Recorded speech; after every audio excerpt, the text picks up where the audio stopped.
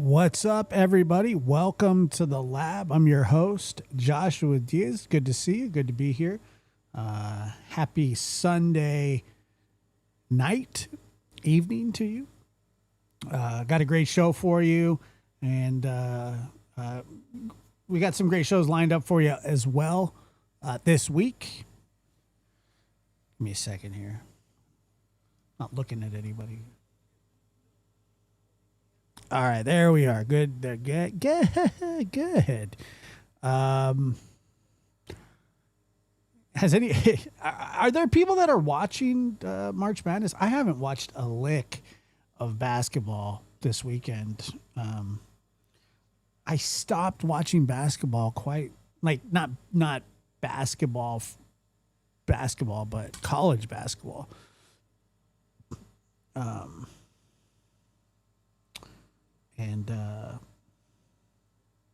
Well, I messaged you back, Gary. I just hadn't heard, so you let me know. But anyway, we got a great schedule this week for you.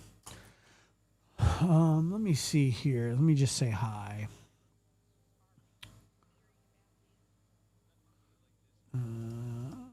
The squeaky shoes annoy.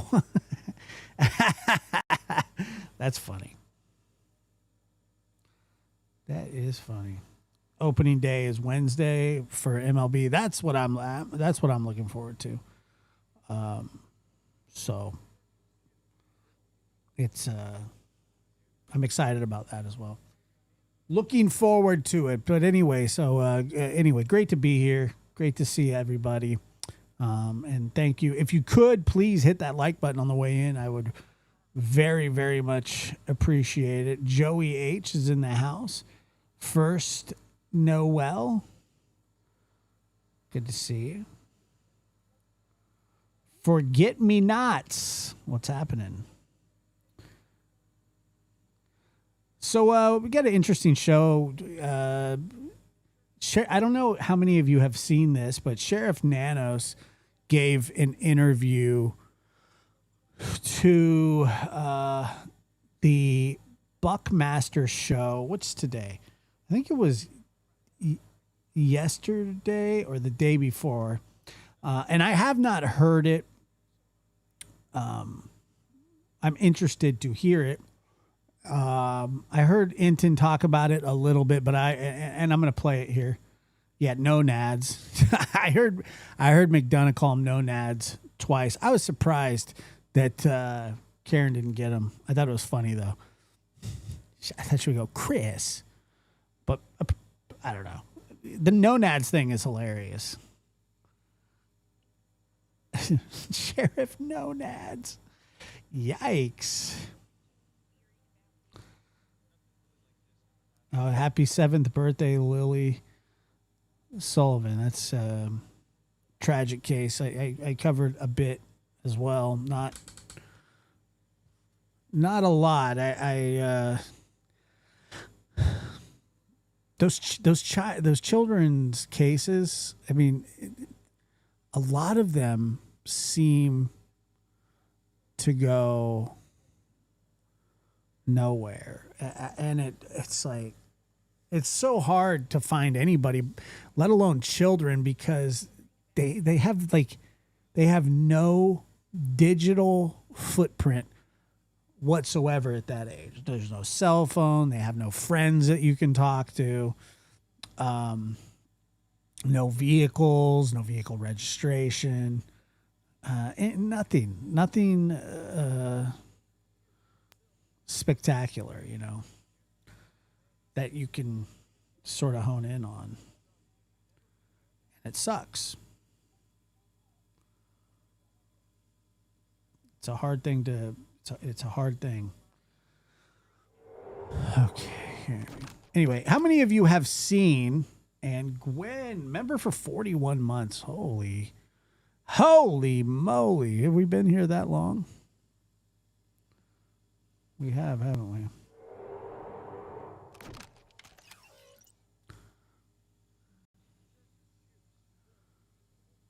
Thank you. I had a great day. So anyway, who we got this week?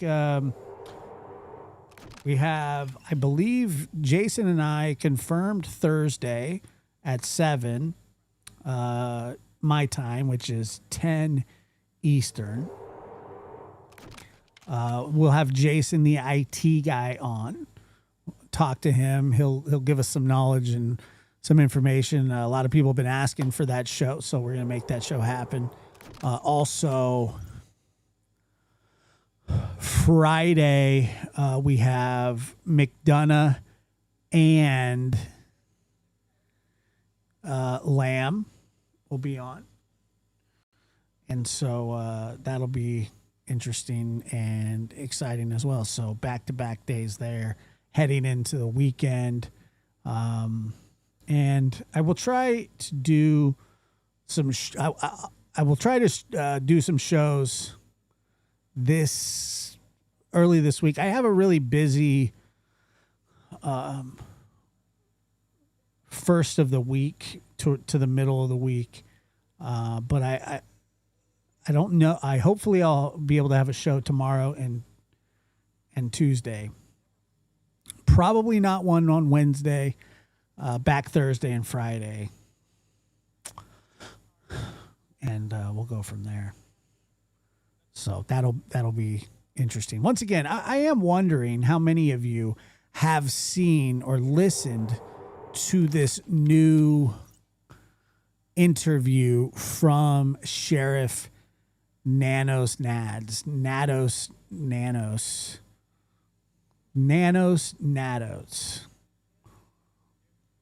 Now, I don't know how long it is. It's probably like 40-something minutes. And it was actually, it was sort of difficult to find, to be honest with you. I fell asleep to it, huh? Did you really? That's interesting. But we're going to listen to it and then, sort of react to it while it's happening. I'll post the link where you can listen to it without my commentary. Unfortunately, that's part of this show. So if anybody in the comments says, just keep playing it, it's not going to happen. Like I'll play the whole thing, but I stop and talk about it. And I'm sure it'll happen. I'm sure it will happen. Yeah, it was him and Karen tonight, huh? Very nice. Hey, some people come here for the commentary. He can do whatever he wants, to be honest.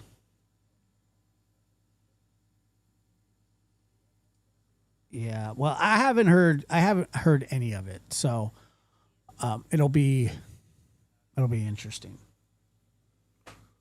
And like I said, keep my family in prayer. We have a parole hearing this week, and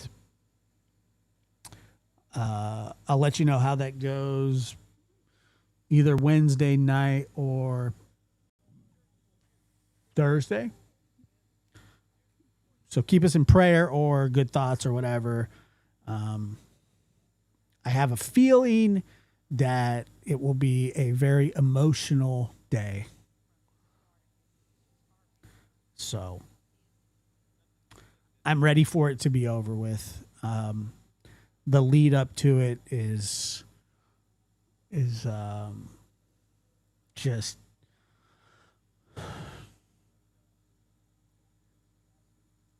it's just insufferable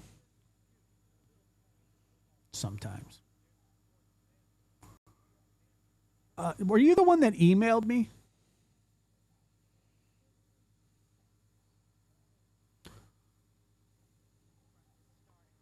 about that? I looked. I took a look at his stuff. I will reach out to him.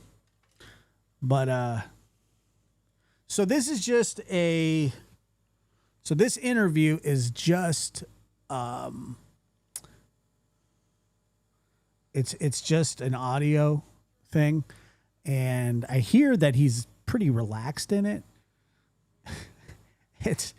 I don't know. I don't know what to expect, to be honest with you, but we'll see. Rusty McShackleford, not to be confused with Rusty Shackleford 1879, I think. Two different Rusties, different Shacklefords. One's a Mick, one's a Shackle. It's fine.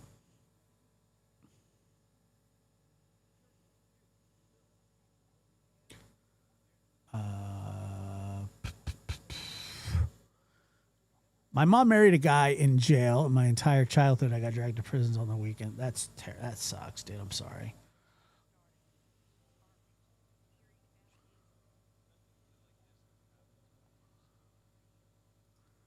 Josh, thoughts on Trump wanting to send out violent incarcerated criminals overseas prison to avoid them being able to get parole? I mean, I don't see how he could do that, but I mean, I don't know. I mean, I kind of like it. I mean, the thought, it's okay. I don't know. It's interesting.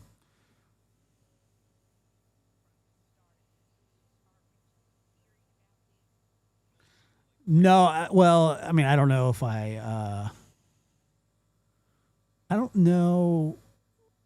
I have to show up. I don't have to. I don't have to go anywhere. But I don't have to do anything personally. But let's see. So every I think it's every 3 years when he's denied for parole. So he gets to come up for parole quite often. More frequent now than it was. California has some really weird parole laws, although they do a pretty good job of keeping murderers in prison, to be honest with you. But they tend to give them a lot of opportunities to get out. When I was younger, I didn't go. When I was younger, I never went. I was very little. And as I got older, I sort of it was fine. It's really weird because I always felt like there was nothing that I could do about. Well, I knew there was nothing I could do about, or I couldn't do anything about what happened when I was a kid to my mother because I was just, I was a defenseless little kid. I was just a tiny little child, and that always bothered me growing up. And for some reason now it's like, I feel like that same little kid who grew up is now doing everything he can to keep him where I think he belongs. So it's not fun. It's not fun. So I appreciate it.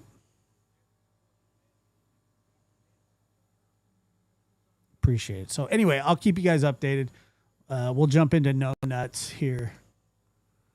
And like I said, it's just an audio. So this is the Buckmaster Show. This was March 30th, 2026. Sheriff Nanos defends handling of the Guthrie case.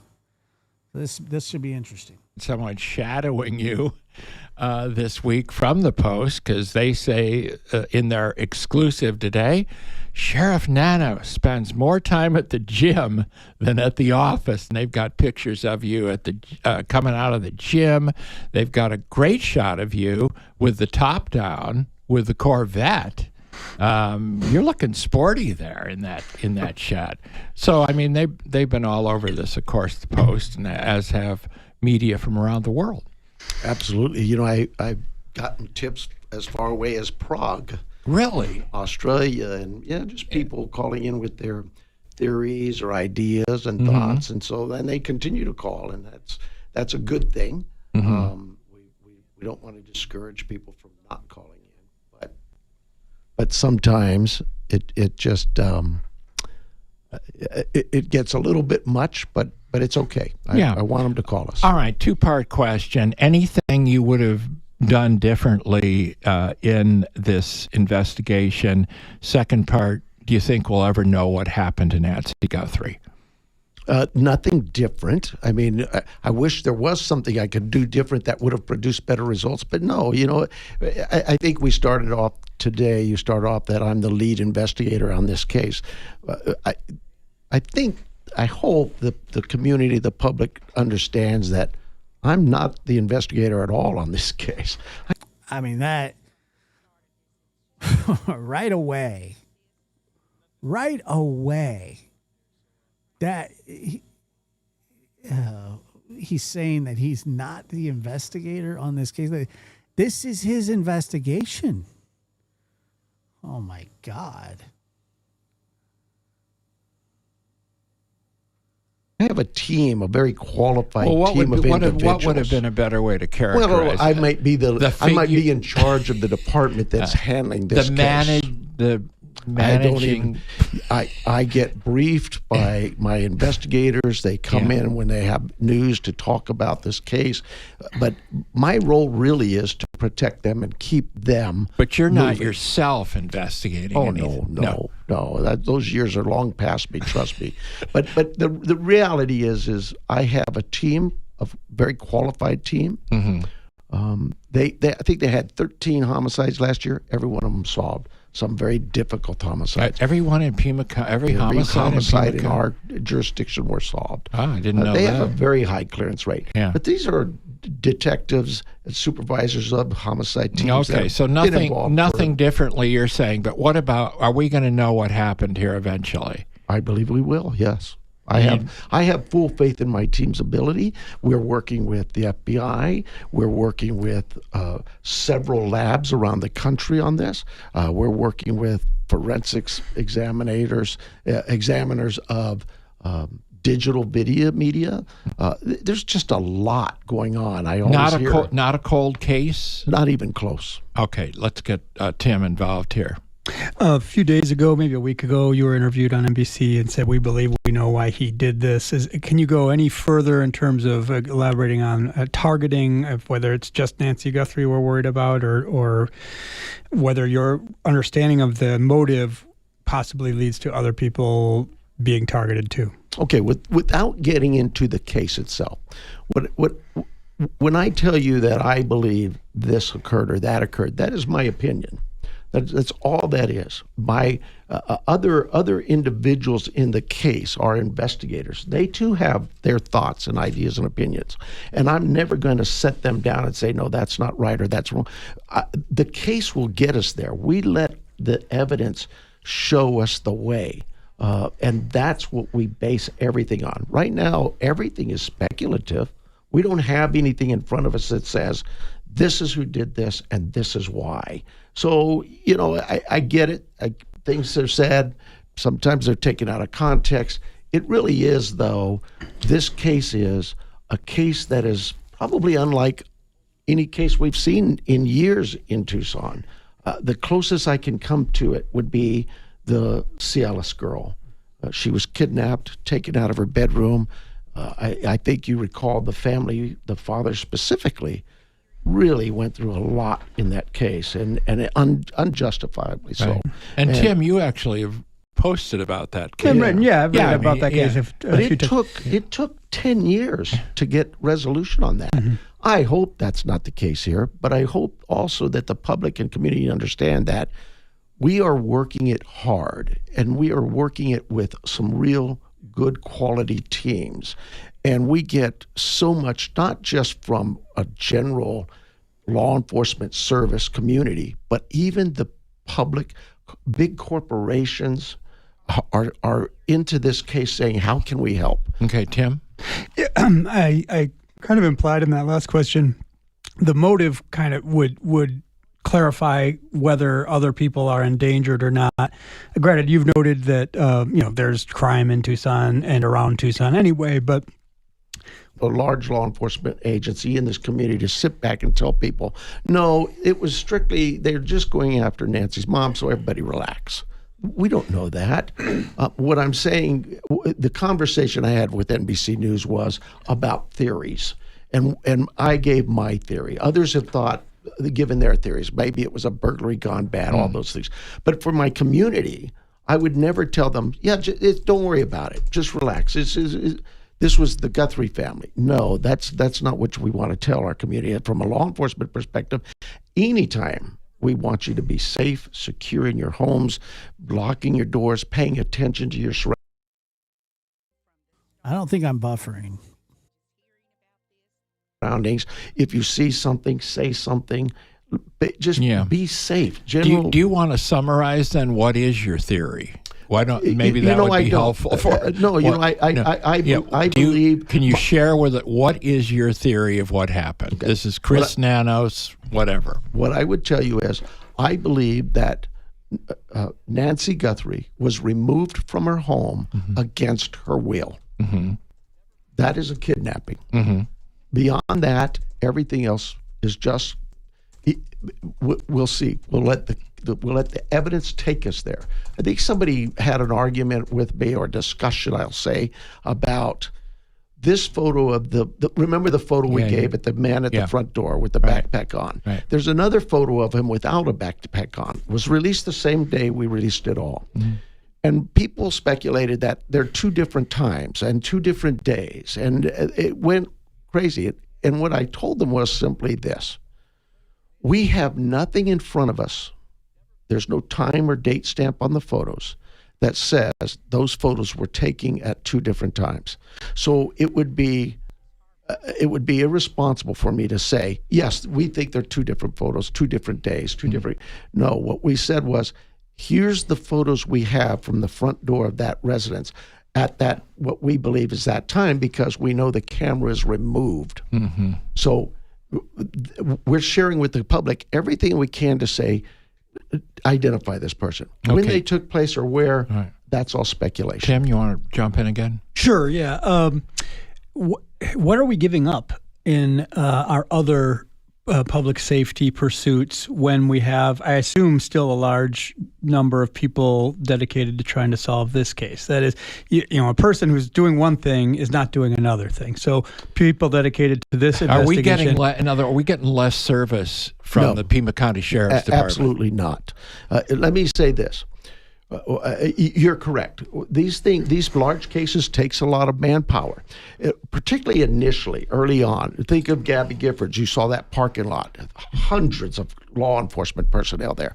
This is no different. They just weren't gathering in one spot, but we had hundreds initially to search the areas, follow leads, track them. We have now consolidated that more to an investigative team, probably 20 guys, but we know that in a moment's notice, if there's something big that needs to be happening, we'll dedicate the resources back in play. So we're not getting shortchanged? Those of us that live in the county, if we call the Sheriff's Department, are we still going to get the... timely service. Exactly. The response times, maybe I need to go back and look at those and see, have our response times gone up over a period of 1 month? That's kind of hard to say. What I go by is, are we hearing from the community saying, man, I had to wait forever because the cops were busy with this case, or they're busy? We also hear a lot of, well, you're spending all this time on this missing person, but what about my missing person? We spend time with missing persons until we can't go any further. This case, we're still working it. Most of the missing person cases we see typically are hikers, get lost in them. So we usually end up finding them, or sometimes it's people who are missing because they chose to be missing. They ran away, they moved, so all of those cases, if you go back to February 1 when this started, January 31, and look at all of our missing people from them, we found those people. We continue to pour resources. We don't say, well, I'm sorry, you can't. It's like, oh, the sheriff didn't, he laid off a pilot and wouldn't let the pilot back in. That was so many false. have blamed, so false. many are blaming you. Are you taking it personally? No, I mean, people, no. So many in this community are saying, well, look at the sheriff, the way he's handled this, and he didn't portray our community and when you were on national TV in the right light. How do you take all this? Bill, I'm glad they throw rocks at me, not my team. Just do it. It's okay. Maybe I made a mistake. I told them, I'll be your bad guy. I'll be your villain. Boy, they took that literally. But because I've also got, the other day, I got a tip that said, I think it's Sacramento. A lady said I was at her house on January 4th at 11:30 in the evening, threatening to kidnap her. And she has a picture of me in my uniform. What? And I'm just saying, I go, where do these guys get this stuff? But it's okay. Say all those things, do all those things.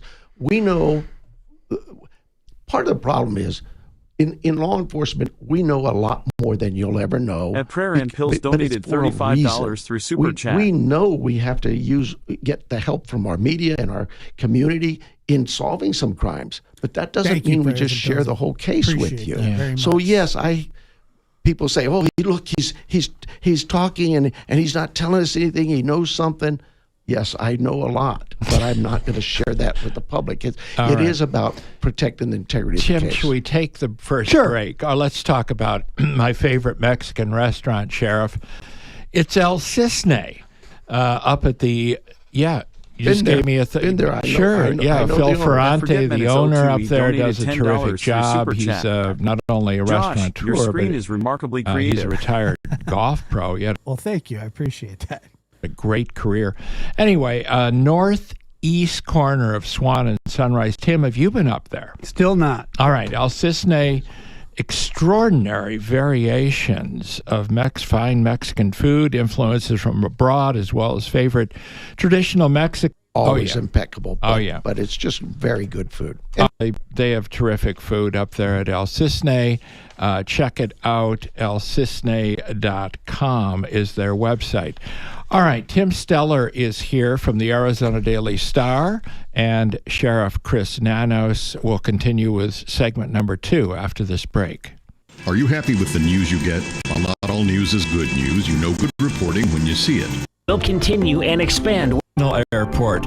One of his later releases, right, Brendan, with the great Glenn Yes, Campbell. I believe so. It's Buckmaster segment In his 2. soul period. His soul. 1970. Did you notice when he brought up the going to the gym and the Corvette that he didn't say anything about it at all? Did anybody else notice that? I noticed it. Yeah, and that was it was a Mexican restaurant sponsorship. Love Mexican food. 77. Yeah, he did a great version of MacArthur Park, one of my all-time favorite 60s songs. Sheriff Nanos is here, came over in his lovely Corvette. Oh, he's bringing it up again. There's a great picture of the sheriff top down in the New York Post, which they're calling an exclusive today.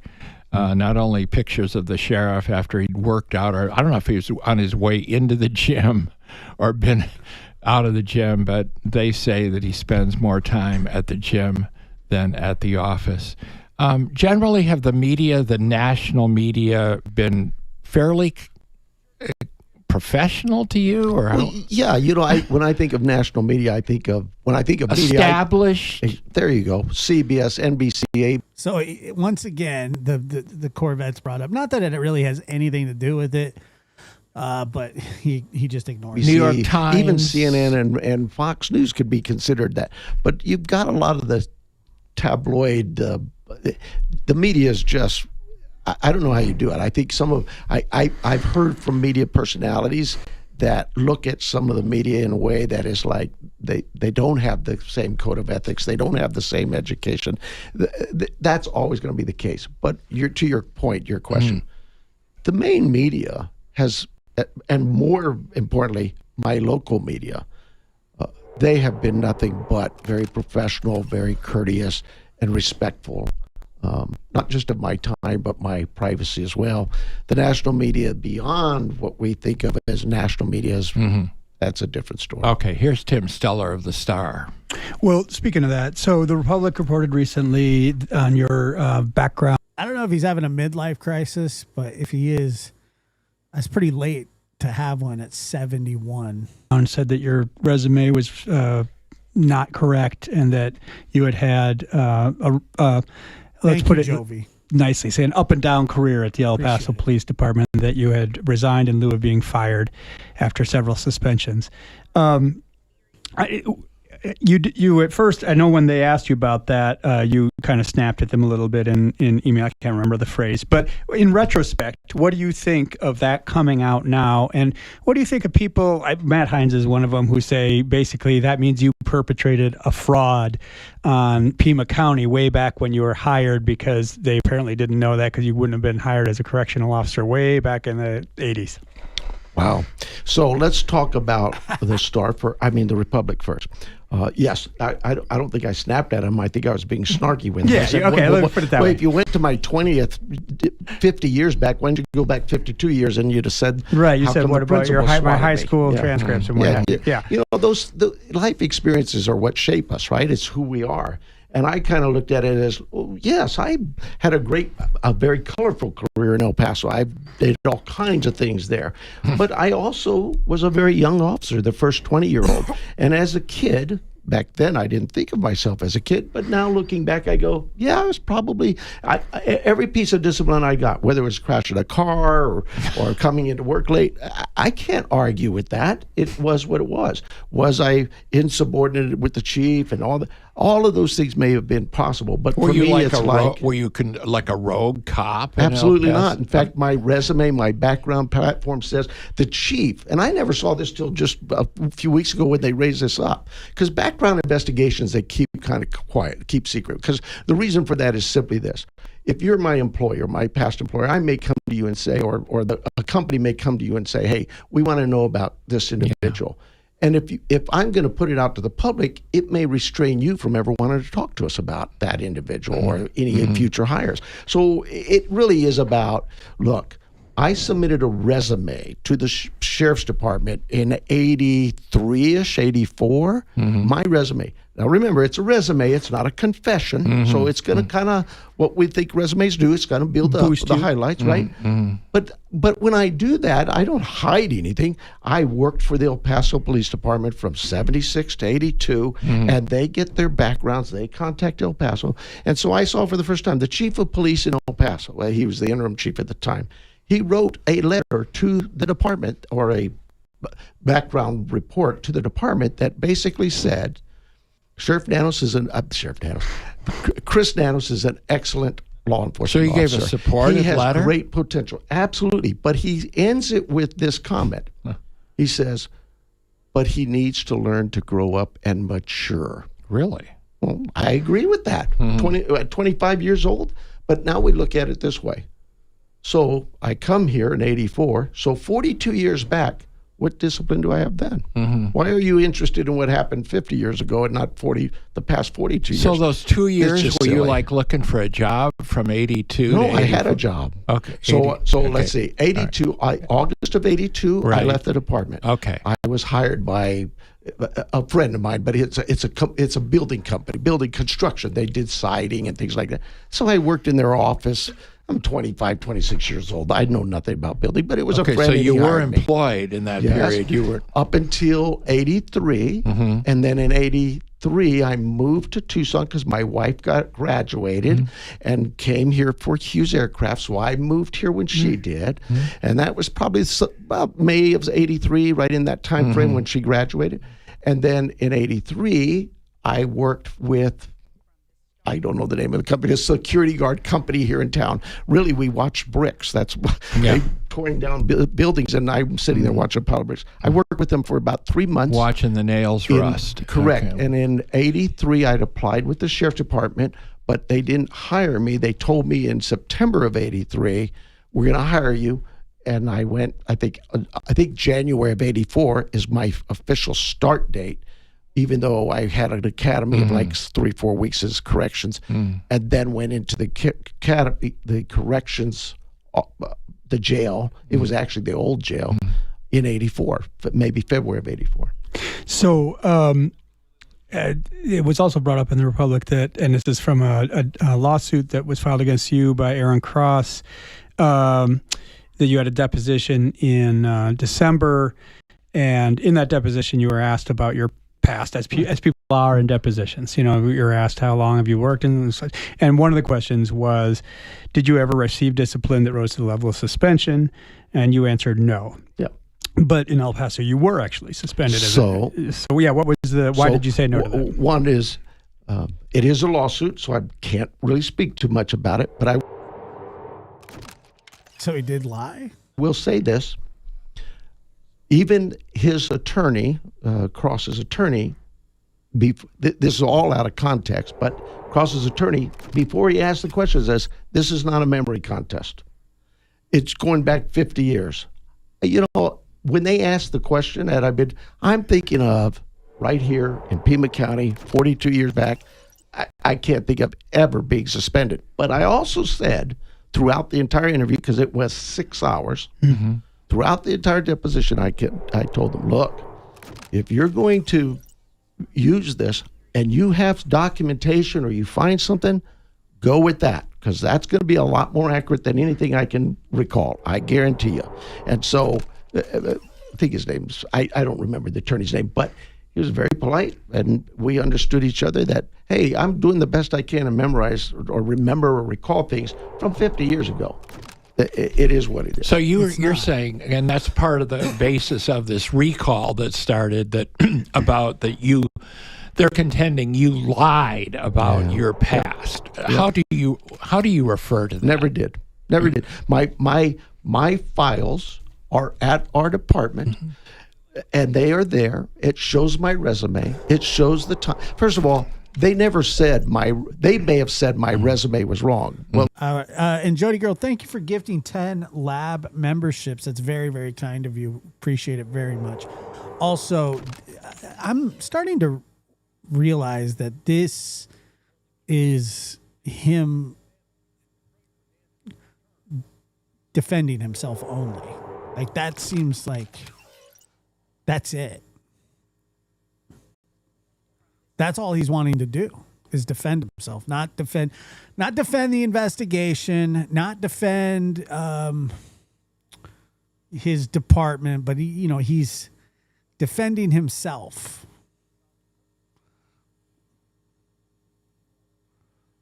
So far. They're wrong, because my resume says exactly right. What they looked at was a bio. I've got bios at the training center, because when they introduced me, I've got bios for the Green Valley substation, and when people write bios, there was an administrative error in that bio that said I was employed with the El Paso Police Department from 76 to 84. No, it wasn't. It was 76 to 82. When we looked at it, we learned that what happened was I was employed with the these are bullet points, right? So we give them bullet points. Employed with El Paso Police Department, 76. Employed with the Pima County Sheriff's Department, 84. I guess I could have said I was employed with the construction company from May of 83 to September of 83, but we didn't. Yeah. And they highlighted it that way. Yeah. This is the first I haven't followed it that closely, but this is the first I've heard about your construction job, Right. and I didn't know you were briefly a security guard or whatever. So I've learned that today. Tim, where do we go from here? You want to pick up on the recall? Or sure. Yeah. I mean, you've made comments on this, but Dan Gutierrez, who is now running for a third time running for Congress in CD7, he has started a recall effort against you. By the rules, it's obviously a difficult push for anyone trying to do this because it means getting 120,000 signatures in 3 months.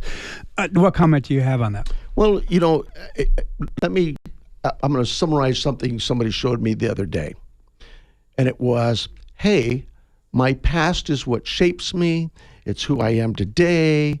Don't hold me accountable to my past. Look at who I am and what I'm doing in the future or today and forward. That was from Dan Gutierrez. He put that because he too has a past, and good for him to go beyond that and put himself in a good way, in a good position. But it does work both ways. You're going to hold me to my past, then why wouldn't you hold yourself to yours? I agree with that assessment. We all have pasts, but you don't live in your past. You learn from it and you move on. And we have. I have. I hope Dan's very proud of what he's become. I am very proud of what I've become. And Jelaine 1 donated $4.99 through Super Chat. Like I've said before, he needs to step down or retire already. Yeah, and I just don't see either of that happening. Thank you for your Super Chat. I just don't see that happening either way. He just does not strike me as the kind of guy. He forget me not, he does seem to be campaigning. Things we've accomplished and that I've accomplished. So, are there also some jail issues in that recall? Not that they told me. But, I think he said. I think what I saw when the recall was crime is up, and the only thing I say to that is this: look, recalls are a part of the American process for the electorate. It is constitutional. It's a good thing, but it becomes kind of problematic when it's used as a tool because you just don't like the outcome of the last election. And that's where I'm at with this. If this was a recall because the sheriff did something wrong, the sheriff is ineffective, whatever it is, then show us where we're wrong. Show us where if it's a recall that, for example, as Mr. Gutierrez pointed out, crime is up. I've got stats that show that that's not the case. And they're on our webpage. Go look at them. Tell me where crime is up, Mr. Gutierrez. Donated $5 through Super Chat. In my opinion, the only job more important than him is DA or coroner. The other politicians be damned. Well, I got to tell you that the sheriff is probably the most powerful person in the county. I would say more powerful than the mayor. I would say more powerful than the district attorney.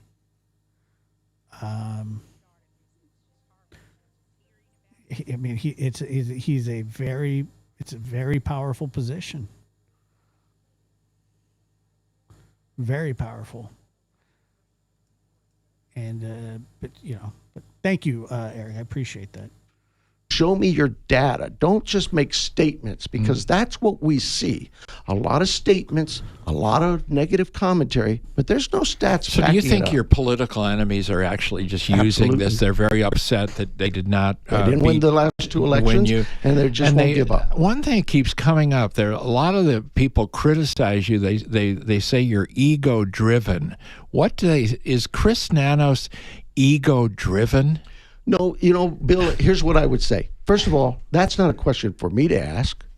I do a lot of internalization of my own self through my own life.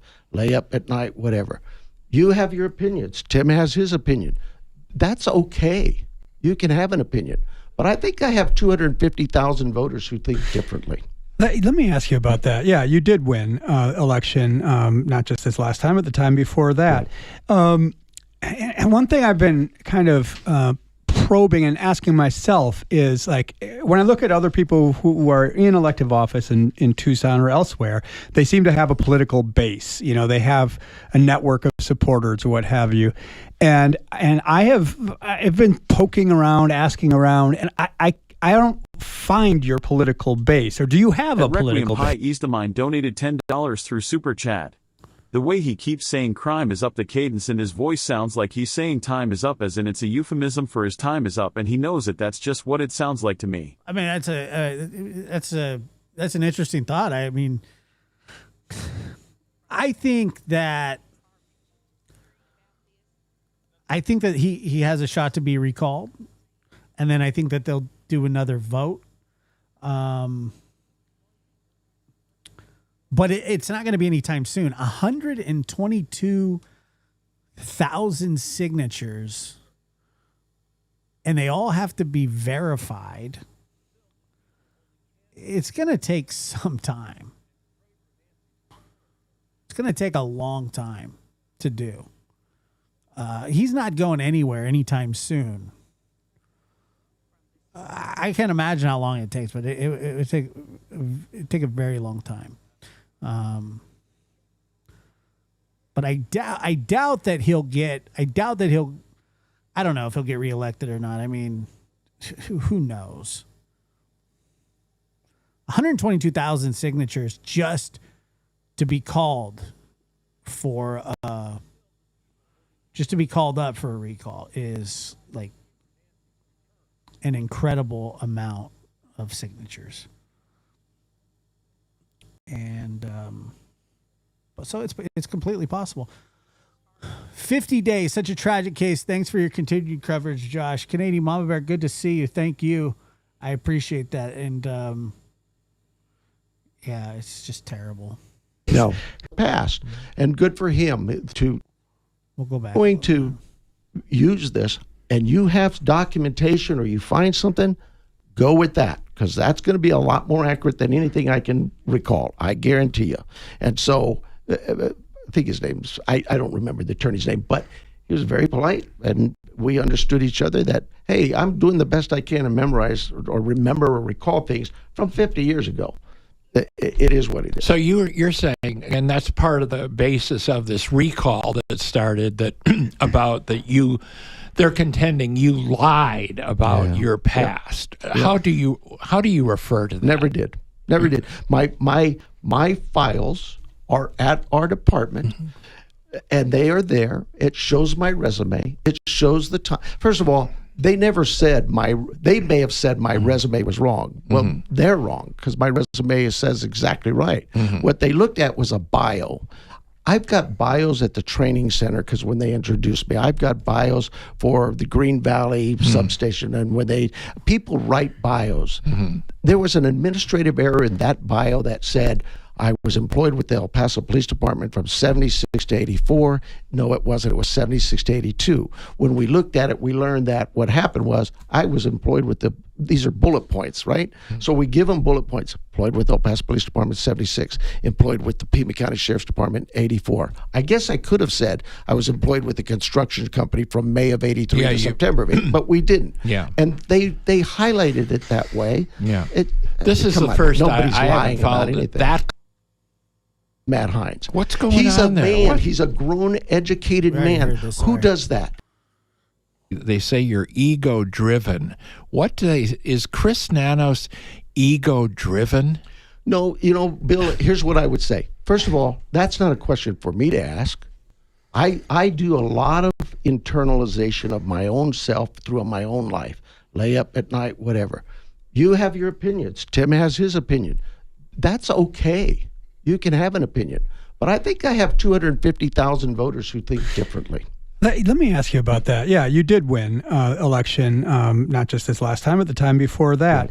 And one thing I've been kind of probing and asking myself is, like, when I look at other people who are in elective office in Tucson or elsewhere, they seem to have a political base. You know, they have a network of supporters or what have you.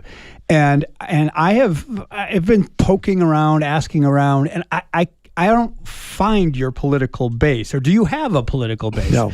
Okay. No, here's my political base, and I understand what you're saying. You know, Regina Romero and Adelita, they have a base, right? A very right, solid right. Hispanic base. They're you know, a Who is the progressive base, Chris whatever. Nanos voter? Who is this? I hope it's the average Joe citizen. That's really what I hope it's not somebody who says he's a D, I'm voting for a D. I hope it's somebody who says he's an R, he's not an R, I'm not voting for an R. I hope it's everybody. People who know Chris Nanos, who actually know him. That's why you asked at the start, I think, how this impacts me. You know, I have to, first of all, hurtful thoughts and words always are hurtful, right? But I have to somehow put that through my head that says, look, Chris, people who know you, those are the ones that count. Those are the ones that matter to me. And I'm always available to everybody. My phone is there. Tim has come to me. Tim and I don't agree on everything, but he'll come and we'll talk. And you asked about Mr. Hines. Everybody on that board, everybody on that dais, Sam Brown, Melissa Manfred, Janet Lesher, even Rex Scott, Jen Allen, Supervisor Cano, Steve Christie. Every single one of them has called me from time to time. Steve Christie called me about the homicides in the Reddington, the horrible ones, and we worked together on that to get some things done. So is Dr. Hines out for you? Hang on. The only person on that board who does not take my phone call, who does not take a text, who will not answer an email is Matt Hines. What's going He's on a there? man. He's a grown, educated man. Who does that? If you have something wrong with somebody, if I'm not happy with you, why wouldn't I call you and tell you that? Matt Hines has never, ever been to my office in the 6 years I've been there. Why? I don't know. I have no clue. We've talked 2 times. First week in office, he had some event he hosted. Donated $4.99 through Super Chat. Very cordial, Haters gonna very nice. hate. Rolling The next eyes time, face emoji. I think we met at a board meeting about body-worn cameras. Never talked to me again, never. I don't know what his issues are. I have reached out to him hundreds of times. I tell him today, Matt, I'm here. Well, if Matt might be listening. I'm sure there are a lot of people. Hope so. What would you like to say right now to him? Matt, sit down with me. Tell me because if I don't know what's wrong, how do I fix it, Matt? If I've done something wrong, Matt, please tell me. Just share it with me. So I would like to twist this a little bit. Speaking of political issues, ICE. This interview is so odd. Has been in the community and has not had much of a showing lately. What is the current status of the degree to which or the way in which you all hand jail inmates over to immigration authorities? That is, do you do that, or is it under certain circumstances that you do that, or how does that work? So before all this happened, Had to come in for additional dollars beyond your budget. Are you ready to? I don't care. we need to be engaged with our community. Those events like backpacks and the Halloween things and going out to we have over 300 neighborhood watch programs. All the HOAs, they talk about, the sheriff wasn't here on set. He's only here 14 hours in the last 2 weeks. They don't realize what I've done on Saturday or Sunday or in the middle of the evening. No, they say you're not at the office enough. Well, I hear that too. I'm not at the office, and then I'm at the office too much. So it really is about, for me, I don't think Tim, anybody's saying he's at to the your office point too of much. what my future looks like or what I anticipate doing in the future. I have a very big heart for this community and this department. This department gave me everything. They gave me a second chance. I hope I proved myself to this. That gym time, that 1 hour, 1.5 is really the only time I am not with my phone. I leave it in my car because I right, hold on. live. I'd be a back case if I just everything that's happening around me didn't impact me in some way. So yes, do I go to the gym? That gym time, that 1 hour, 1.5 is really the only time I am not with my phone. I leave it in my car because I just have to have, I'm sorry, that's who I am. Got to have some time alone sometimes. Okay. Sorry to hear about your brother. I Yeah, didn't know that. we're sorry about that. Thank you. Tim, what else do we have? We've got 1 minute here with the sheriff. You want to wrap it up? Sure. I mean, is there any way to look ahead? I'm going back to the Guthrie case. I mean, you said it's not a cold case. So is it what how should we expect this to unfold and hopefully be solved? Tim, I mean, I just can't share everything I know, but I will tell you this. We have some DNA that we think is still workable, and we have to work that. And we know the science, and we know we have some labs around this country who are really working diligently to get there with this. And we also know that we have thousands of video footage that we still have to sort through. But Could there be a for that. breakthrough then at any time? Absolutely. Well, the real breakthrough is, and we say it every day, somebody out there knows something. Maybe somewhere, someday, There is a big reward. Somebody's going to say something. There's a very large reward. All right, Sheriff Chris Nanos, thank you very much, Sheriff. Thank you both. For I coming appreciate in. you guys. Thank you for And giving me the opportunity. Tim Steller, thank you very much. Okay, so I don't know.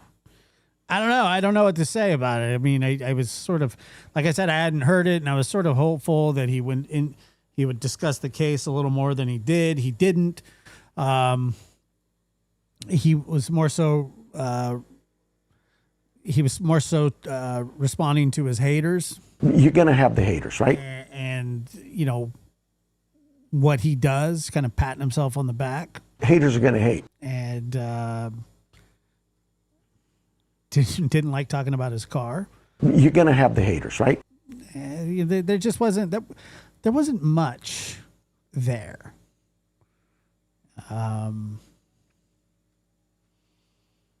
Although I did find interesting was that he said that he's not in charge of the investigation, or that he's not the lead investigator.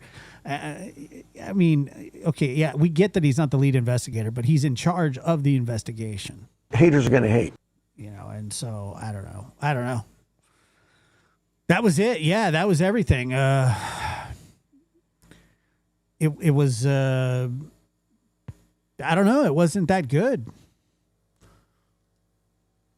I think he was more trying to it was political. It was politicking was what it was. It was a little softball. The question that should have been asked was, you have a seasoned investigator on a desk job, chasing down stolen garden hoses.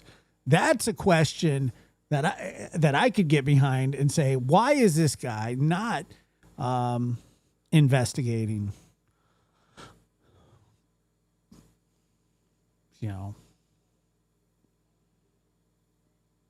So I don't know. I'm not sure. It's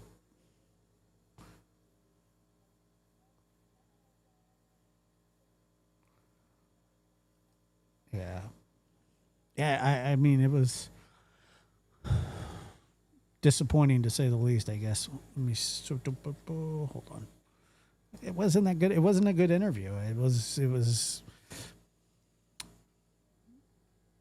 Haters are gonna hate, dude. I mean, what are you gonna do? Haters are going to hate.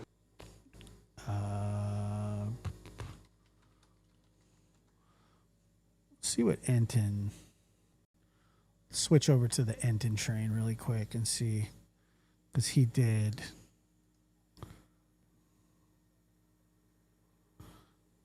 Yeah, look, there's Zelensky.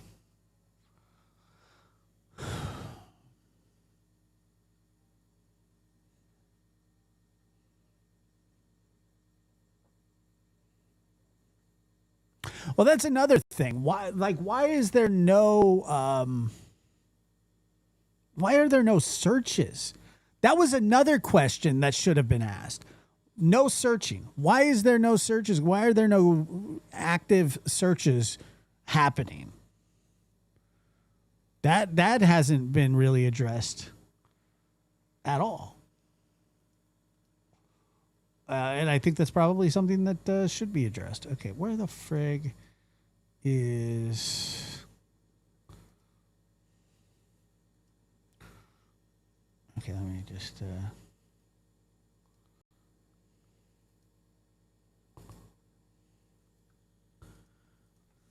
Okay, so it sounds like he's going to go over this a little bit, but let's just maintain here.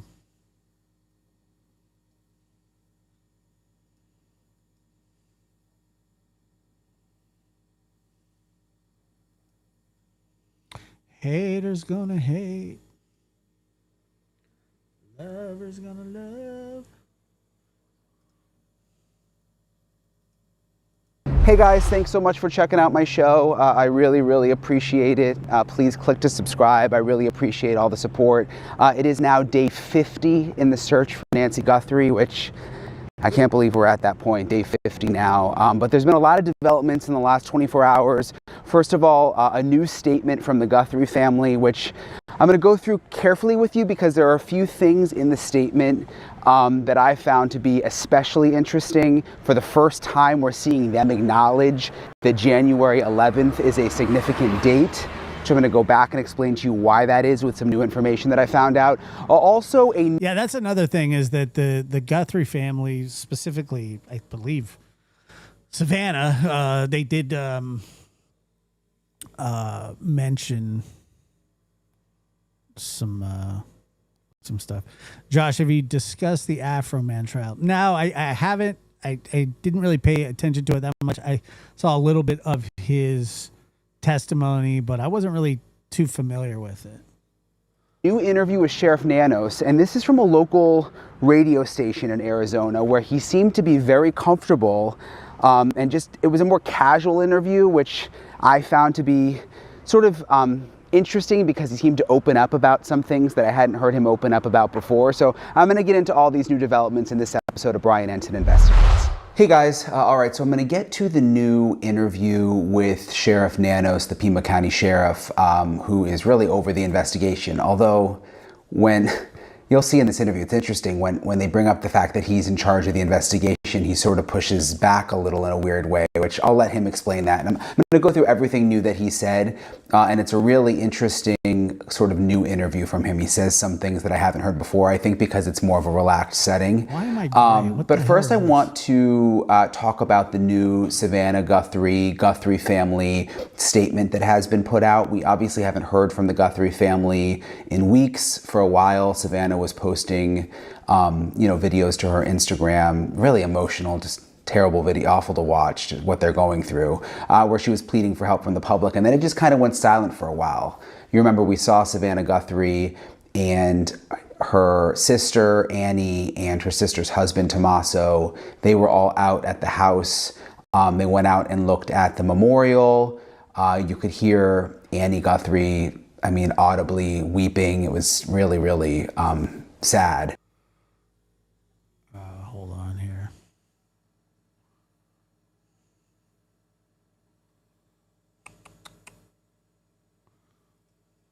Give me a second.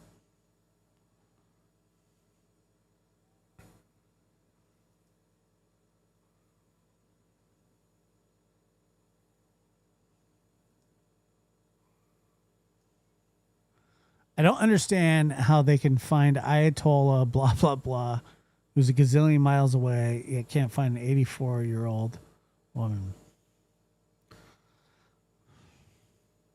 Wait, that is a pretty good point. I'm not really sure, to be honest with you. They seem to find all the Ayatollahs.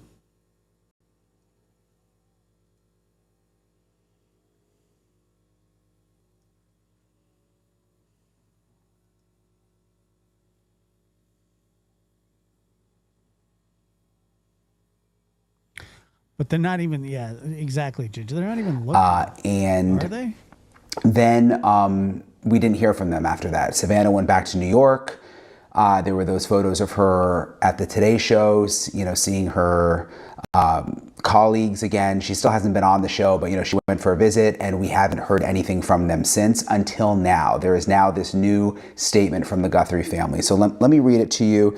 It says, we are deeply grateful for the outpouring from neighbors, friends, and the people of Tucson. We are all family now. We continue to believe it is Tucsonans and the greater Southern Arizona community that hold the key to finding resolution in this case. Someone knows something. It's possible a member of this community has information that they do not even realize is significant.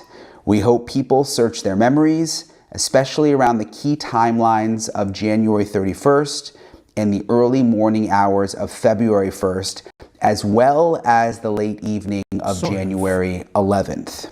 We desperately ask this community for renewed attention to our mom's case. Please consult camera footage, journal notes, text messages, observations, or conversations that in retrospect may hold significance. No detail is too small. It may be the key. We miss our mom with every breath, and we miss our mom with every breath, and we cannot be in peace until she is home. We cannot grieve. We can only ache and wonder. Our focus is solely on finding her and bringing her home. We want to celebrate her beautiful and courageous life, but we cannot do that until she is brought to a final place of rest. Thank you for continuing to pray without ceasing. And then it is signed the Guthrie family, Cameron and Christine, Annie and Tommaso, Savannah and Michael. There are a couple of things that stand out to me here. First of all, when she says we continue, or when they say, the family says, we continue to believe it is Tucsonians, or they say Tucsonans. It's the first time I've heard that phrase before. Tucsonans and the greater Southern Arizona community that hold the key to finding resolution in this case. I found that to be very interesting because it is something that I have heard over and over again. Never from the Guthrie family, but from sources that I have within law enforcement and also law enforcement experts that I've interviewed on this show several times. And that is that there is this belief that whoever did this is from the Tucson area. Could even be from that neighborhood, but is from somewhere in the Tucson area. And since the beginning, that has been a theory that I have heard over and over again, that it could be a local, that there are local people who know what happened. And remember, the first two raids that we saw, which at this point seem unrelated, but the one was in Rio Rico, which is just about an hour from where Nancy lives, close to the Mexico border. And the other raid was just a couple of miles from Nancy's house. Again, those didn't seem to turn into anything, but it does feel like the focus has been on the Tucson area. Yes, we've seen the billboards go up in other states. Yeah, the Tucsonians and Boston are Bostonians, and then Florida are Floridians, Californians.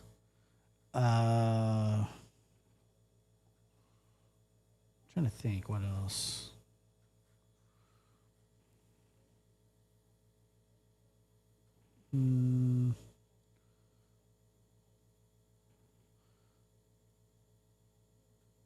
Tuscanites.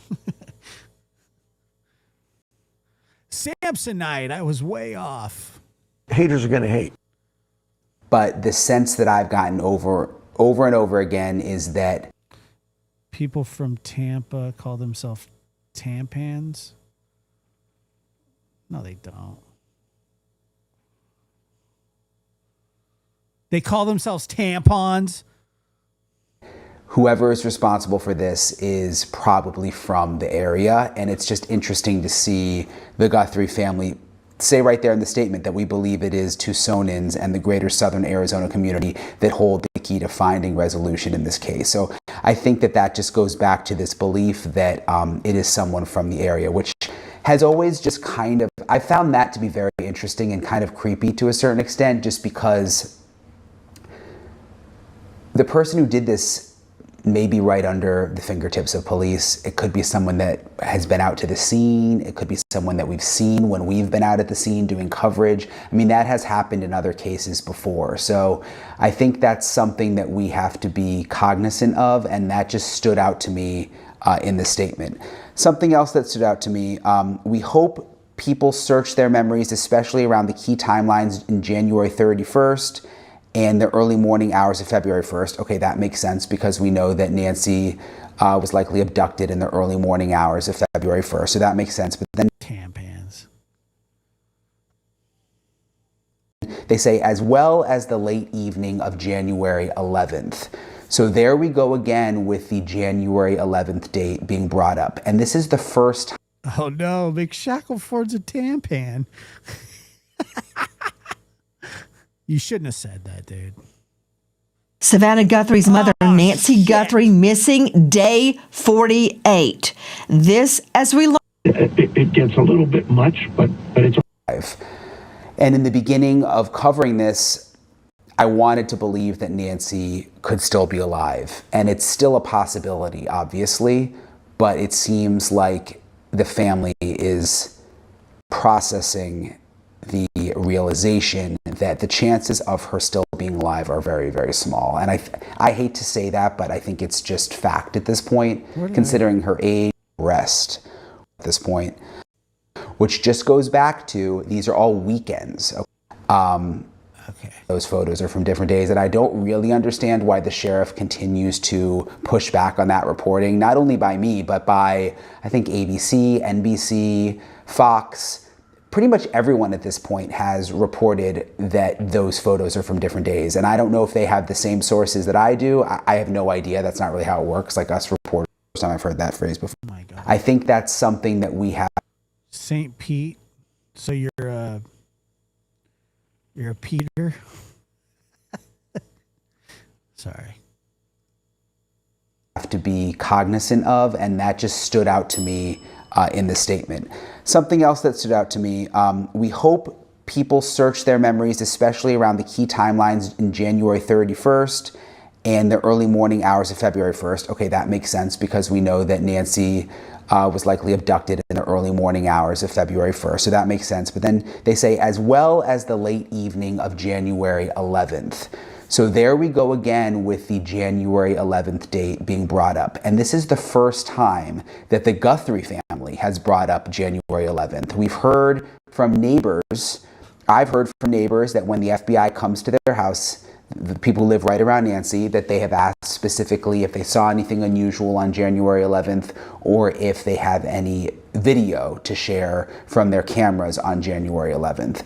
But this is the first time I've actually seen the Guthrie family specifically say that, and it wasn't just January 11th, if anyone saw anything, the late evening of January 11th. So there is something about the late evening of January 11th, which is, let me look at my calendar again. I know it's a weekend. It was, January 11th was a Sunday. There's something about the late evening of January 11th that is definitely very significant in this case.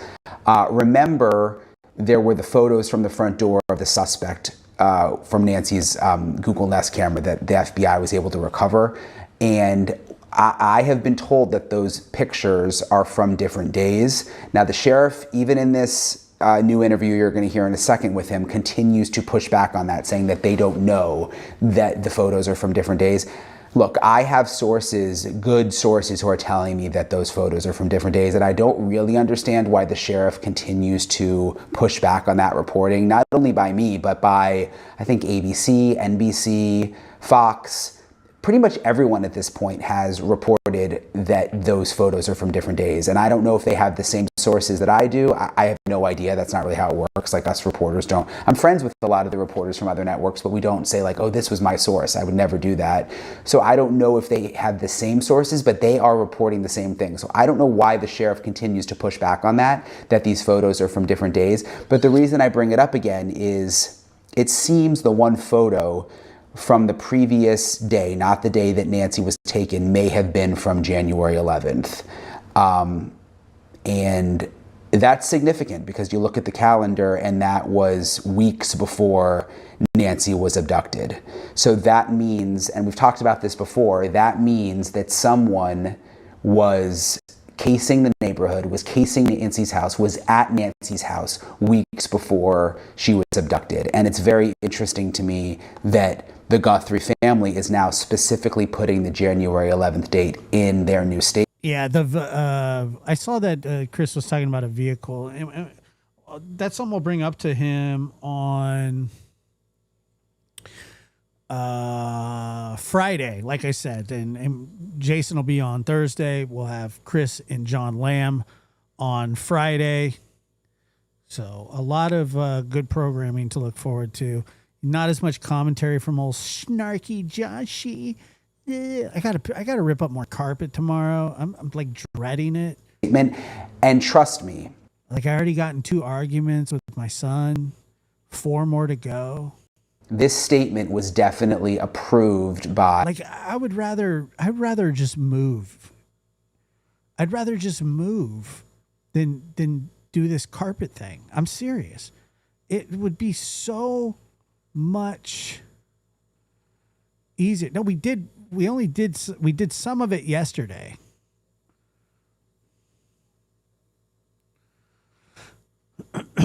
He did not say that tampons are correct. By the FBI and by investigators, and maybe even crafted in part by investigators. So there is nothing in here that's just sort of slipping in by mistake. I mean, this is all, I would imagine, very carefully curated, just like Savannah's videos were.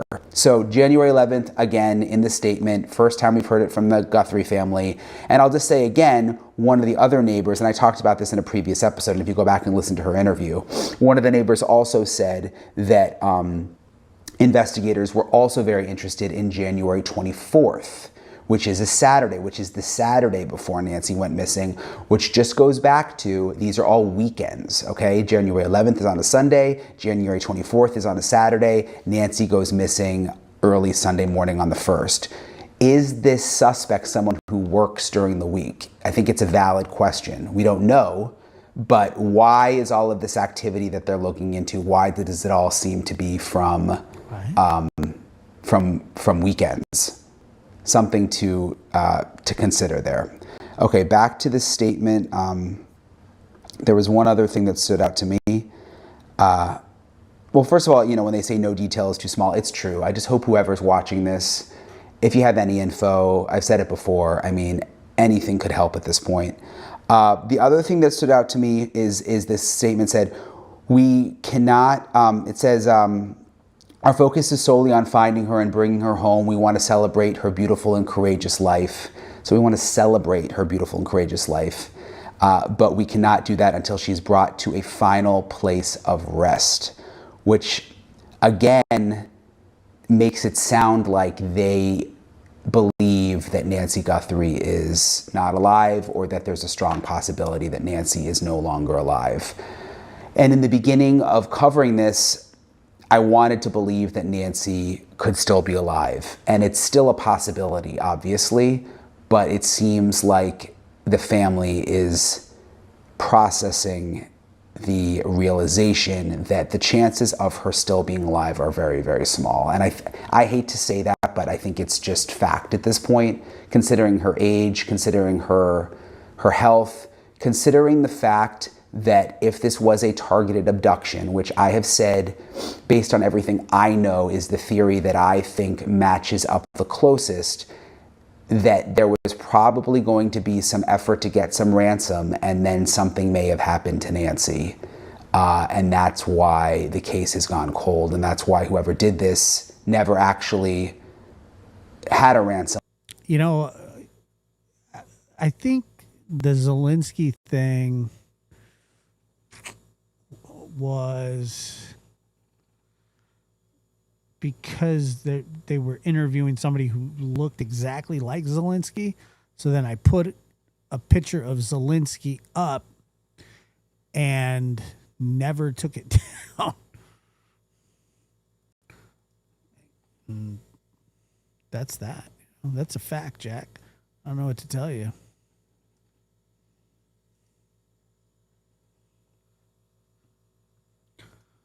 And he's been there ever since. letter, never actually tried to get specific money from.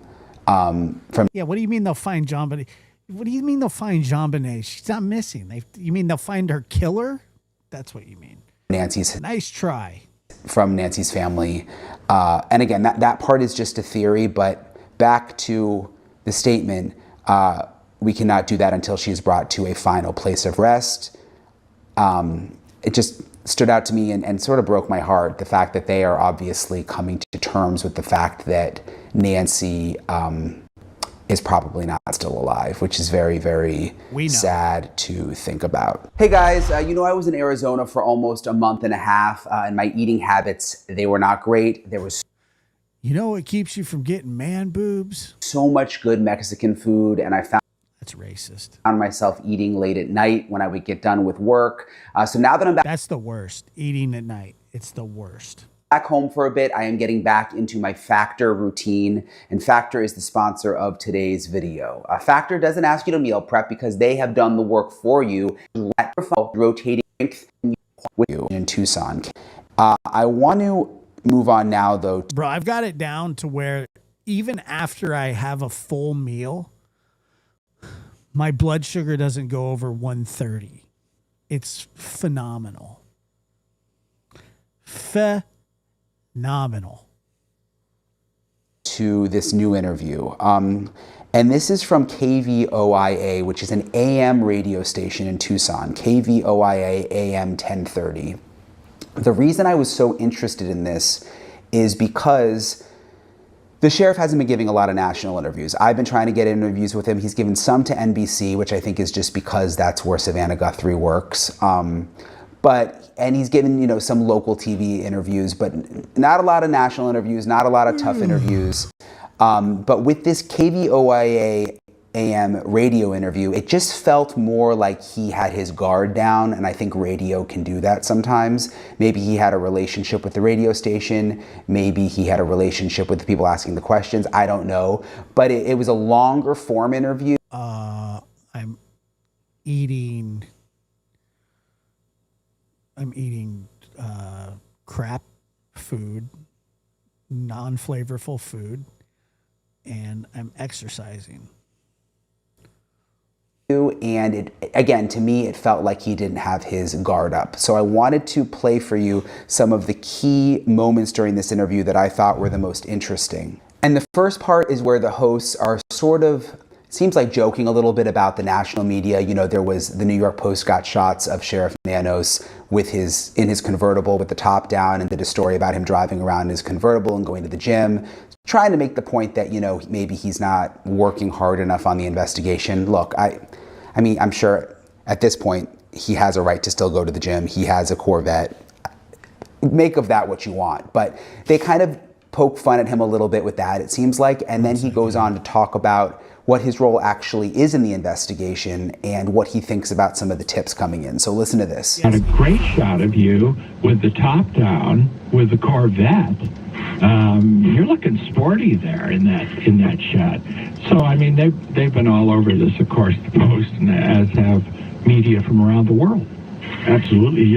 I've gotten tips as far away as Prague, really, Australia, and just people calling in with their theories or ideas and thoughts, and so then they continue to call, and that's a good thing. You don't want to discourage people from not calling. But sometimes it just it gets a little bit much, but it's okay. I want them to call us. All right, two-part question. Anything you would have done differently in this investigation? Second part, do you think we'll ever know what happened to Nancy Guthrie? Nothing different. I mean, I wish there was something I could do different that would have produced better results, but no, I think we started off today, you started off that I'm the lead investigator on this case. I hope that the community, the public understands that I'm not the investigator at all on this case. I have a team, a very qualified team of individuals. What would have been a better way to characterize? Well, I might be in charge of the department that's handling this case. managing. I get briefed by my investigators. My role really is to protect them and keep them. But you're not yourself investigating. Oh, no. Those years are long past me, trust me. But It's a very odd thing to say. I'm going to show you really fast. Hold on. I'm going to show you really fast here. What's going? You guys ready for this?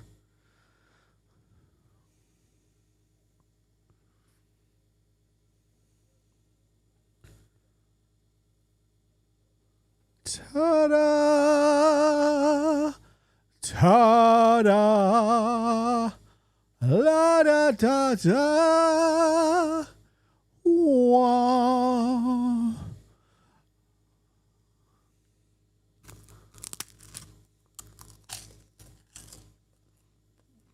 Oh, this chocolate is so good. Look at that. Look at that chocolate.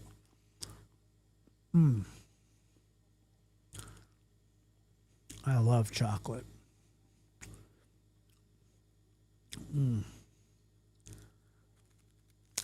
Reese's peanut butter cup. Oh, so good. So good. I love Reese's.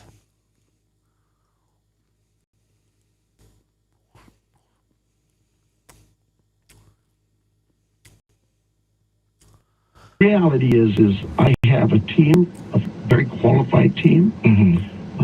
I think they had 13 homicides last year. Every one of them solved. Some very difficult homicides. Everyone in Pima County, every homicide in our jurisdiction were solved. Oh, I didn't know they that. have a very high clearance rate. So two things that stood out to me there. First of all, it doesn't turn to sugar. It's friggin' 30 grams of whole wheat hog shit. That he basically is saying he doesn't think he made any mistakes, or that the office made any mistakes, and that he stands by the way that they've conducted the investigation so far. I thought that was interesting because earlier on, in one of the earlier interviews, he sort of admitted that he thought Not really. thought that they cleared the crime scene too soon, and that if he could And go Mary back Fairy Fly and donated do that again. $5 through Super Chat. Stop. I'm sympathy choking. Even if it is carbs, it's 30 calories.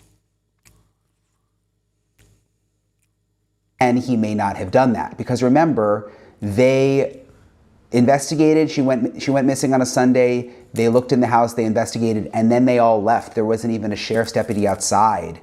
You know, I got there and we were able to go get the blood on the front step. There was no one guarding the house. The investigation, it looked like, was done. Then they came back out, realized that they shouldn't have cleared the scene apparently, made another crime scene. FBI came in, did more evidence processing. But there's been criticism of the sheriff. Did your department clear the scene too soon? And early on he said yes, that may have been a mistake. But it seems like now he's saying I haven't made any mistakes. I don't take back anything. So it seems like that sort of changed a little bit. The other thing I thought was interesting there is how he's kind of downplaying his role as the boss of the agency, saying like, look, I'm the sheriff. I'm here to protect the guys. I'm the leader, but I'm not the detective. I'm not the investigator, which I guess is true. I mean, I guess technically that's true, but most of the times when I've interviewed sheriffs or police chiefs, I mean, they'll say the buck stops with me. I'm the top guy. I'm in charge of this. You know, that's what a lot of leaders do. And it's just kind of interesting to hear him say, oh, I'm actually, I'm not the investigator on this. I haven't done that in a long time. He goes on to talk about whether or not he thinks the case will ever be solved. Listen to this. What about, are we going to know what happened here eventually? I believe we will, yes. I have full faith in my team's ability. We're working with the FBI. We're working with several labs around the country on this. We're working with forensics examiners of digital media. There's just a lot going on. Not a cold case? Not even close. So the sheriff made pretty clear that he does not believe it's a cold case. I actually agree with him based on what I know from sources that I have. no gluten, no high fructose corn syrup, just whole wheat goodness. Ugh.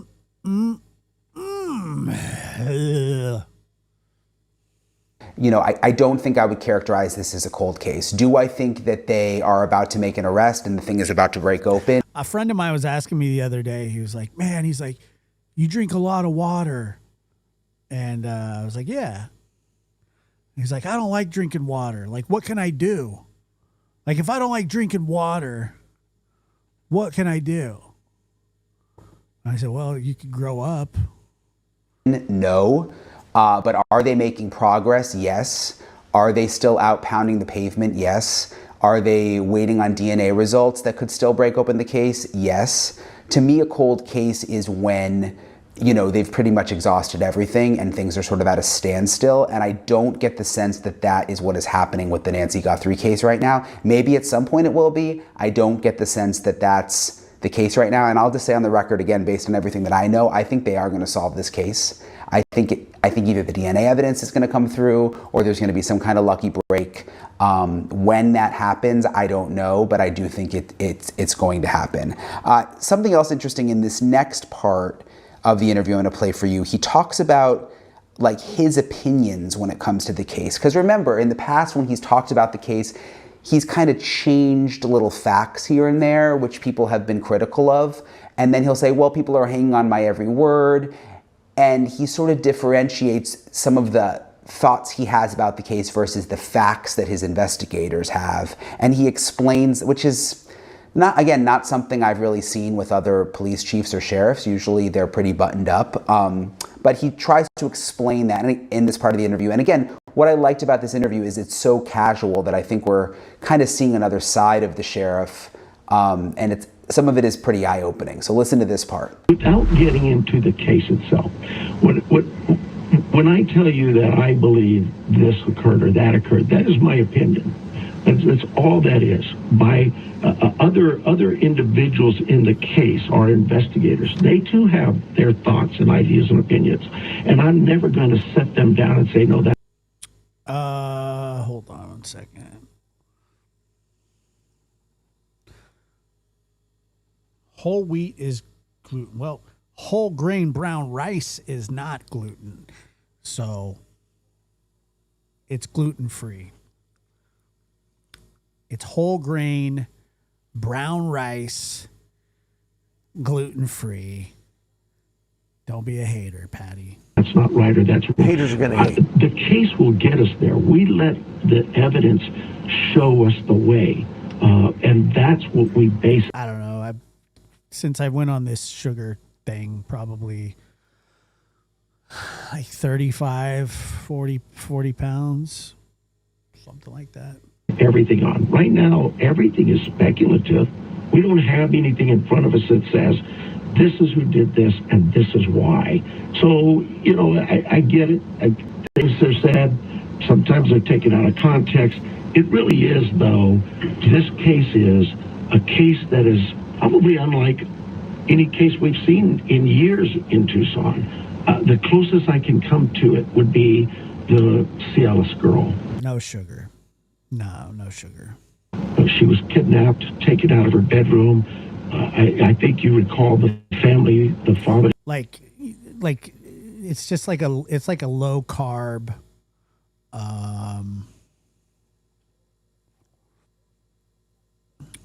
It's just a low carb,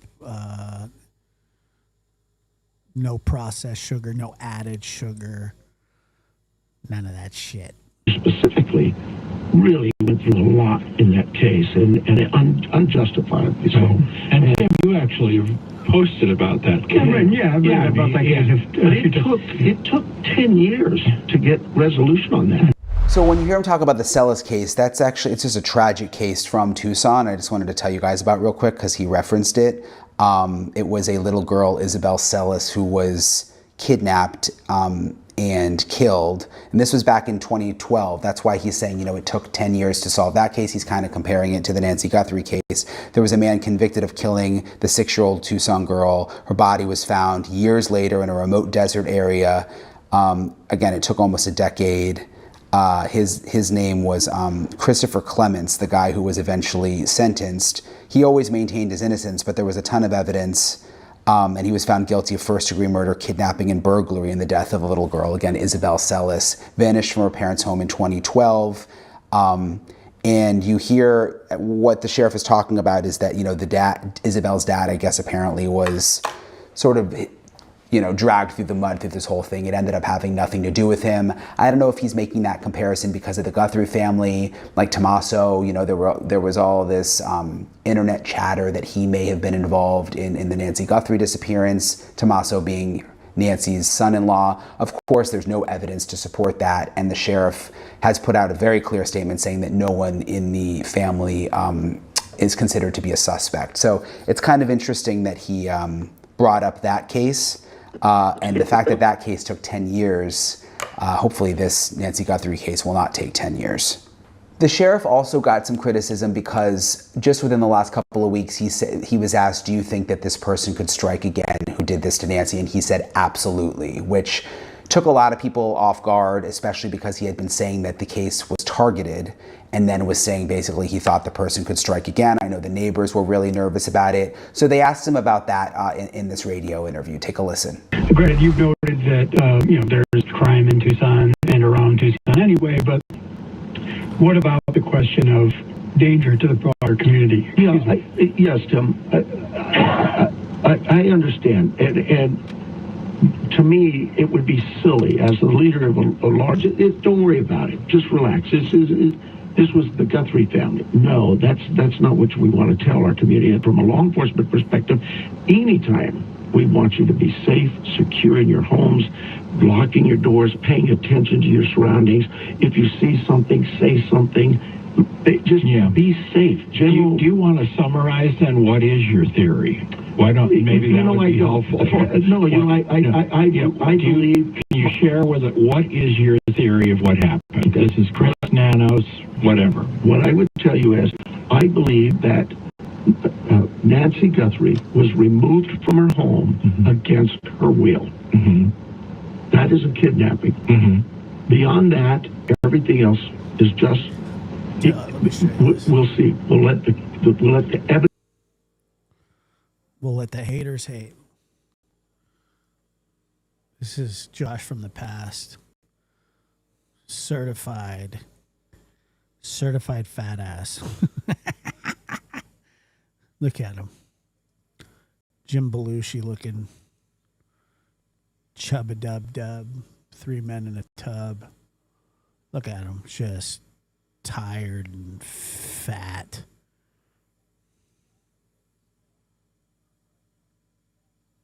Just bleh.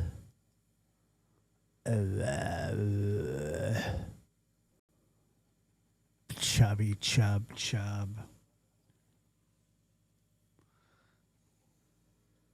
Looks like 3 men in a tub.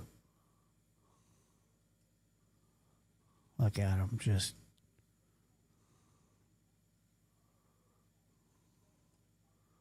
wider than all sides. Look at that. Oh God, look at him.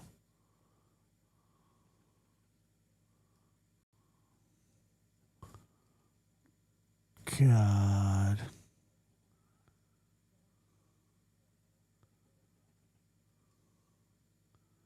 Oh my God.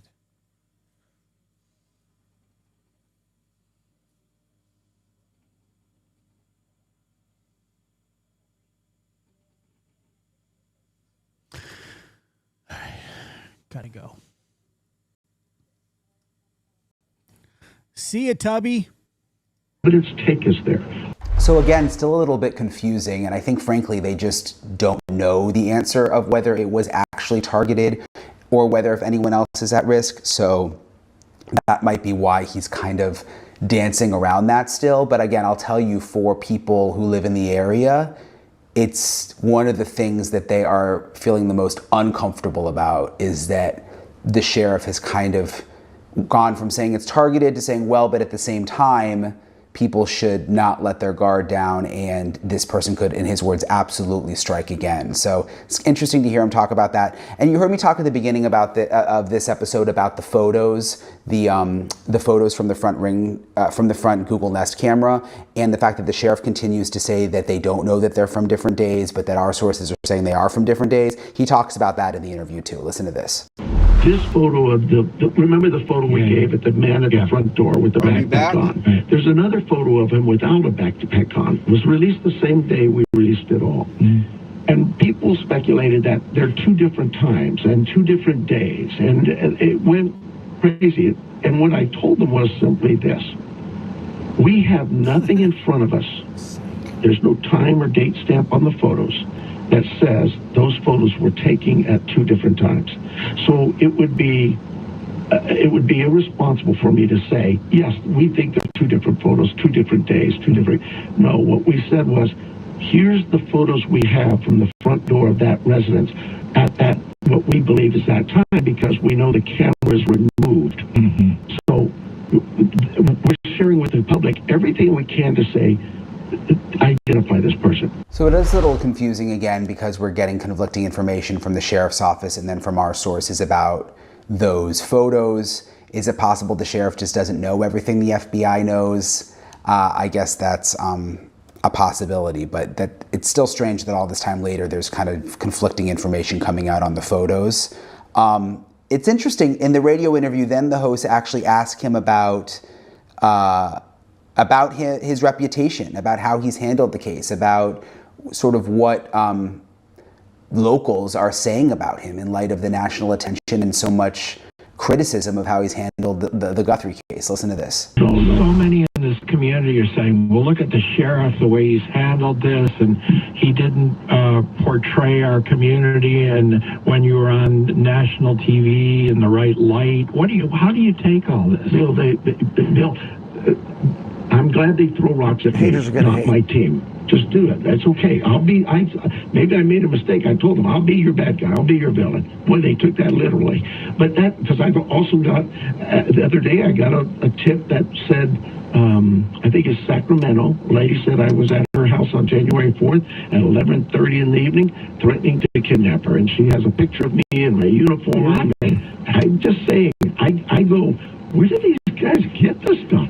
But it's okay to say all those things, do all the solving some crimes, but that doesn't mean we just share the whole case with you. So yes, people say, oh, look, he's talking and he's not telling us anything. He knows something. Yes, I know a lot, but I'm not going to share that with the public. It is about protecting the integrity. So it does make sense when he says, that they can't tell the public everything. Of course that's the case. I mean, that's the case with every ongoing criminal investigation. And they shouldn't tell the public everything. And they shouldn't tell the media everything because you don't want to jeopardize the investigation.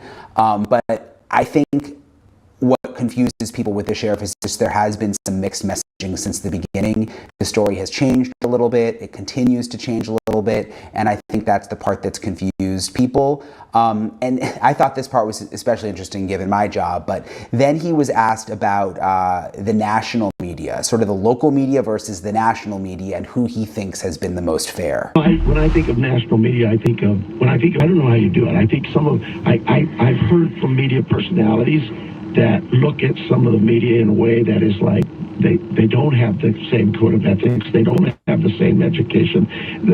That's always going to be the case. But to your point, your question, the main media has, and more importantly, my local media, they have been nothing but very professional, very courteous, and respectful, not just of my time, but my privacy as well. The national media, beyond what we think of as national media, that's a different story. So I'll just say on that point, I was in local news for most of my career. I started in Missouri, and then I worked in Savannah, Georgia, and then I worked down here in South Florida and Miami in local news, and then I went to News Nation and sort of did the national thing, which I'm doing now. There's a different dynamic between local and national news, and I hate to say this, but I just want to be truthful with you guys. When you're in local news and you have to work with the same authorities all the time. So if you're a reporter in Miami and you have to talk to the sheriff every single day or every single week to get information for stories, you may not be as critical of the sheriff or of the police chief, because these are people you have to work with all of the time. And if you're fair, you will still be critical at times. But overall, these are people that you sort of have to get along with at times because they're feeding you information as a local reporter. And your life will become very difficult if you're on the crime beat and all of the sheriffs and police chiefs hate you.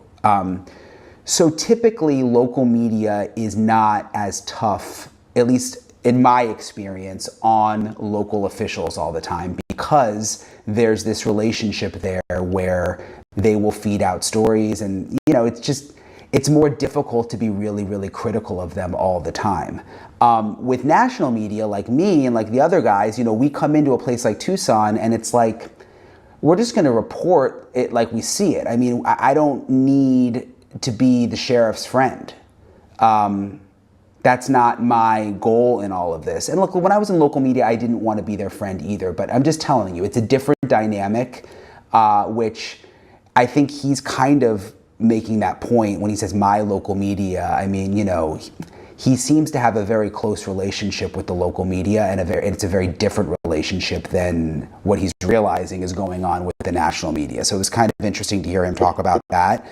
And the last thing that he talked about, which I wanted to play for you, was, there's this recall effort going on where there's now an effort to try to basically throw him out as sheriff, to have a new election.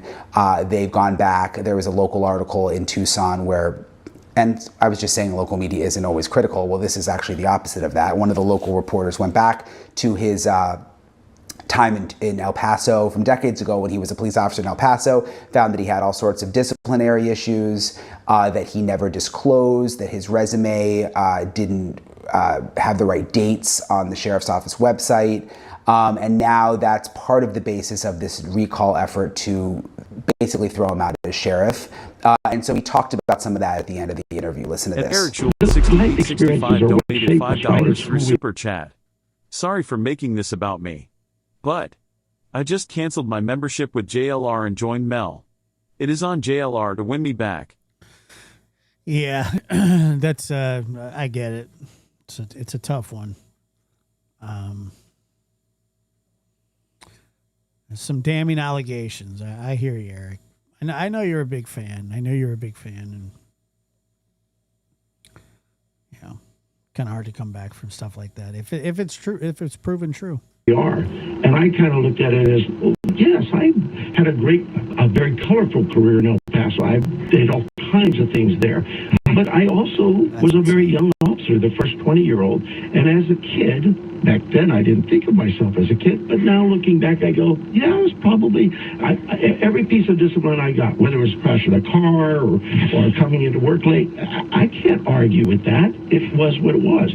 Was I insubordinate with the chief and all of those things may have been possible, but were you like a rogue cop? Absolutely not. Interesting to hear him talk about that. I mean, look, I always want to be fair. If the dates were a little off on the website in terms of his work history, is that really that big of a deal, considering it was decades ago and he's been sheriff for years? I don't know. Deal.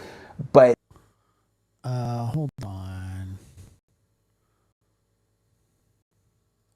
Let's play this. Oh.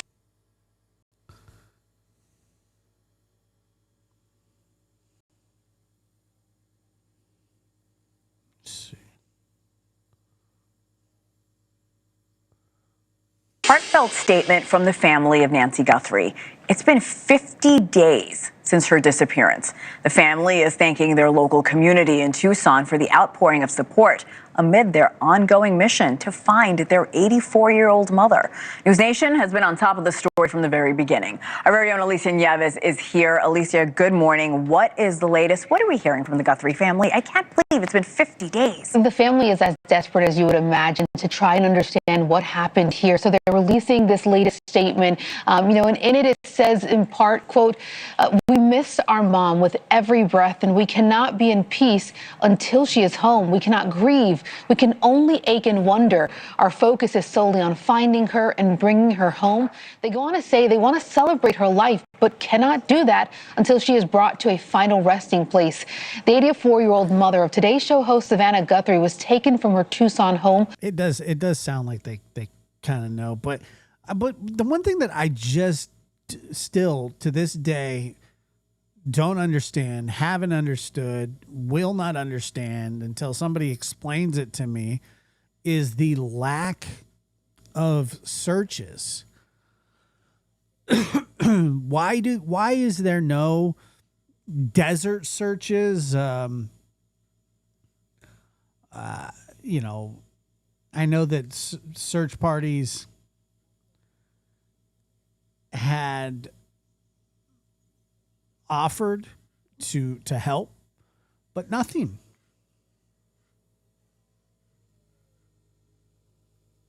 On February 1st with no sign of her since.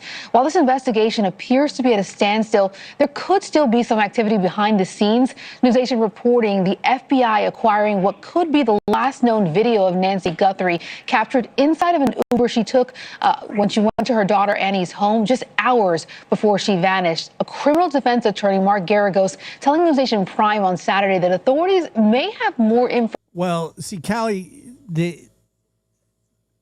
there have been like search organizations reached out to the sheriff, and he won't even respond to them. Information to solve this case, get to a resolution than they've publicly revealed now. I suspect that there is, or they have, some kind of geofencing or video at some point, either before she entered the house or as she's entering the house or as she's exiting that evening. We now know the FBI reportedly is interested in two dates, January 11th and January 24th, as they have canvassed the neighborhood looking for surveillance video, particularly for those dates. Agents are also investigating a vacant home in the Tucson area as a possible staging location used by the suspected abductors just before Nancy's disappearance. I would hope, because in that interview, he said that he knows a lot more and that he has to protect the integrity of the investigation. And that's fine. And I don't disagree with him. I think that is a huge burden that he needs to protect the investigation. But, maybe he could at least just say, hey, we don't need you. We're in a different direction or something. I don't know. Appearance. So, 50 days, I personally can't imagine what the family is going through, but hopefully resolution soon. Alicia Nieves, thank you so much. Thank you for... Damn it. We got Cuomo'd. Sorry, guys. I didn't mean that.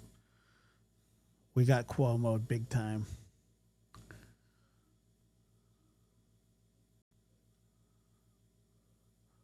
Why do they talk to this attorney guy? Let me see what he says. I don't know what the hell he has to do with anything.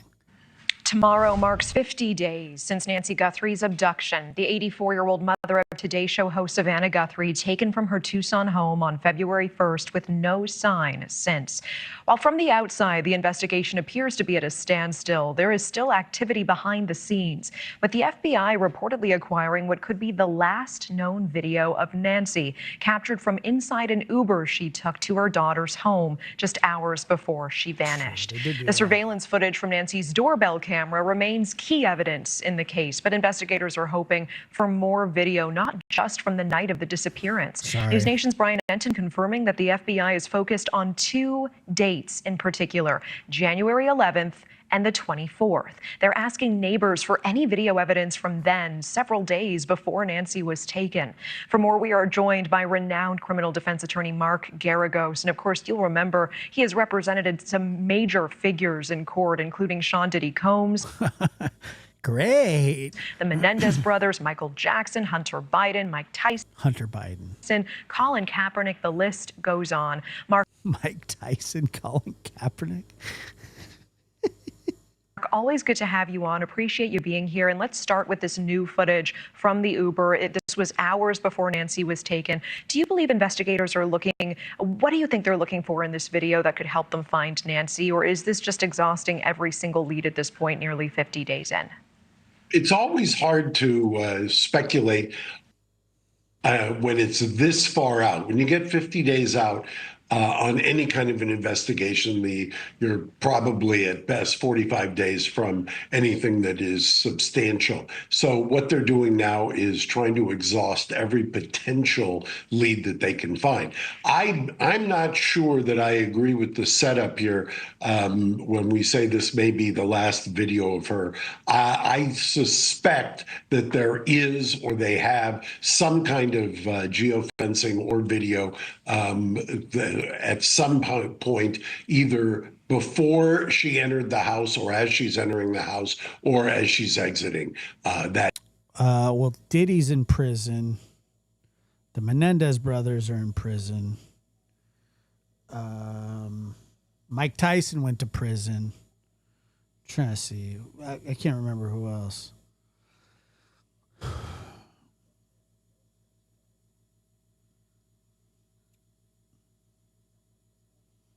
He wasn't really OJ's lawyer. Evening. I think what they've done here, if I had to Scott Peterson's in prison, R. Kelly's in prison. guess, is they have located some geo tracking type evidence that Weinstein went to prison, still in prison. And is he that good? I don't think so.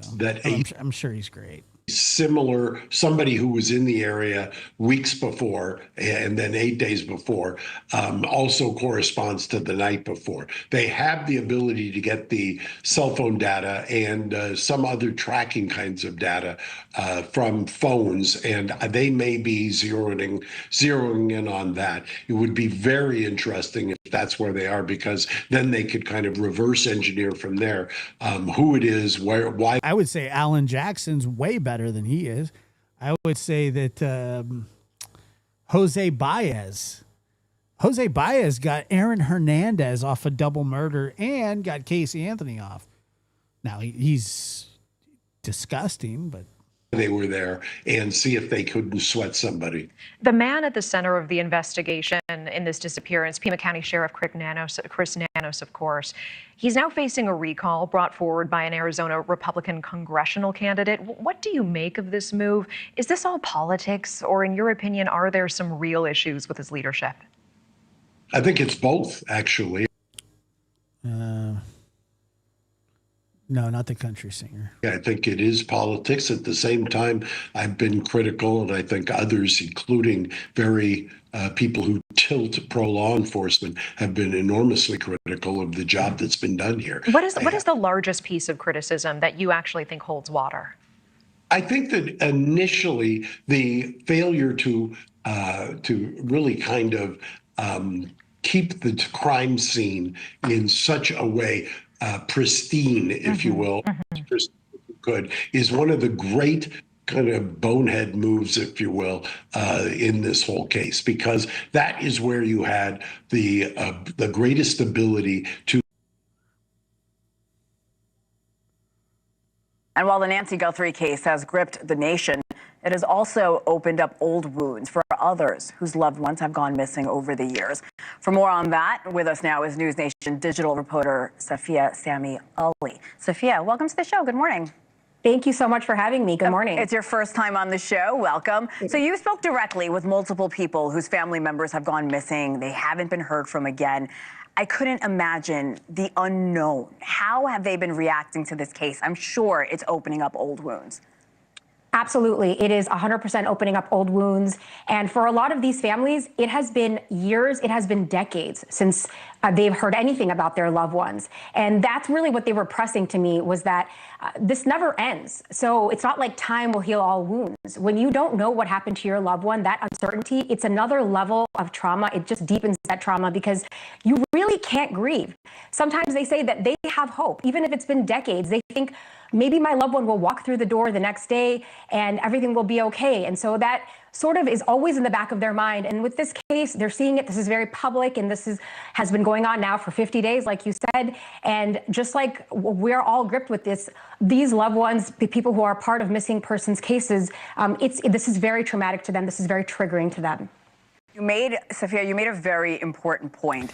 Yeah, it's funny because people always ask me, they say, why does this case get so much attention? Why does that case get so much attention? And I don't know exactly why people are interested in the cases that they are. I'm sure some of it has to do with some bit of celebrity, but like I said, I didn't even know who Savannah Guthrie was. I mean, I saw her when they said, "Oh yeah," I was like, "Oh yeah." I mean, I've seen her. To me, it wasn't that she was this big celebrity, and that's why she's getting the coverage that it's getting. The reason that I think a lot of it, the coverage that it's getting, is that there is an older elderly lady who was kidnapped from her home, who was defenseless, not in great health, and she was just taken in the middle of the night, and there's been no answers. And I think that we all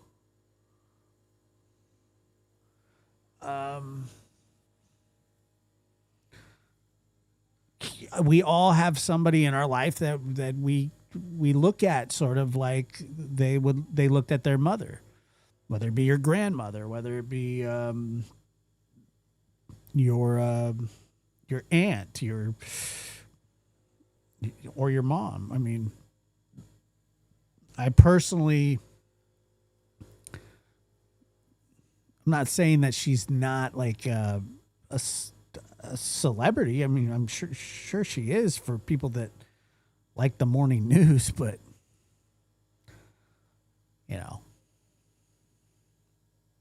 on how public this case there's more to it than that has been.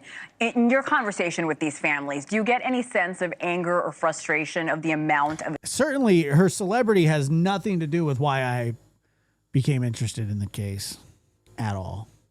attention that this specific case, the Guthrie case, got, while so many other cases fell apart. Also, nobody knows anything. Or simply just didn't get the public attention or scrutiny that could have been deserved. You know, this case is really emblematic of hundreds of cases around the country where there's a missing person. And I didn't get any sense of any kind of resentment about this. People, you know, for the most part felt like authorities did their best. They're still trying. Sometimes cold cases get reopened. I mean, this is actually, for some of them, they were saying this is actually a good thing because when there's such a high profile missing person case, that sometimes shines lights on other missing person cases. And maybe outside of Arizona, they're thinking maybe authorities and detectives can maybe take another look at our loved one's case. So no, I mean, I think that this has sort of been, from my understanding, from talking to these people. Yeah, well, I see why the media was interested initially in covering it, because yes, she is a reporter, and I get that, but that doesn't mean that that's why the public is going to be interested in it. A lot of people that I've talked to had no idea who she was. By name, if like I said, if you were to tell me Savannah Guthrie, I would go, who the hell is that? I don't know who that is. And then you show me a picture. Oh yeah. I guess I've seen her, before. They feel like this is sort of giving attention to this larger problem of missing person cases and how to solve that. You also spoke with mental health experts about the impact a case like this has on others who have lost their loved ones or simply have never heard from them again. What are these mental health experts telling you? Yeah, right now with this Guthrie case, the focus is on the investigation. What happened? What is the evidence? But there's a whole other side to this, which is the trauma that the Guthrie family is going through. And we saw this with their very recent statement where they said, we cannot grieve. We are aching. And what mental health experts said is that losing a loved one in and of itself is traumatic. But when you don't know what happened, that uncertainty just deepens that trauma because you don't have answers. You can't get closure. So your mind starts to kind of go down every single rabbit hole and imagine every scenario, worst case scenario. And this just replays in your mind over and over again. And it becomes kind of relentless. So you can't really start the grieving process. You're still hoping, and you're kind of stuck in this emotional limbo that can last as long as you finally get answers. So for a lot of families, it's not even the rescue, it's just finding answers and getting out of that emotional limbo and trying to move forward and trying to process what's been happening. And I think you said it right. It's closure. They may never get closure, and just imagining the worst. Those mental experts that you talked to, Sophia, how did they say people are dealing with the pain and uncertainty of having a loved one just simply vanish? Yeah, with coping, everybody copes differently. But one thing that they said is that it's a good thing to try to focus on the immediate moment rather than the bigger picture. And so this can kind of look like doing what is in front of you, which is maybe going back to work, perhaps going to the gym, going even to the grocery store. It's kind of putting one foot in front of the other and breaking things down so that you can just take things day by day and kind of get through one thing after the other rather than thinking about what is coming up next. It's very hard to plan for the future. You don't know what's happening. And by doing that, it gives you a sense of certainty and control when you are in a situation where there is no control, there's no certainty, but perhaps going to work, resuming some routine activities can kind of help you reclaim that sense of certainty and yeah, I mean, like I said, she's an anchor on a TV show. I don't know that many news anchors. I mean, what is it? Brian Gumbel? I mean, I think he's the only other one that I know. And I think that's just because they would always just talk about his like weight loss journey and how goofy he was. That's really it.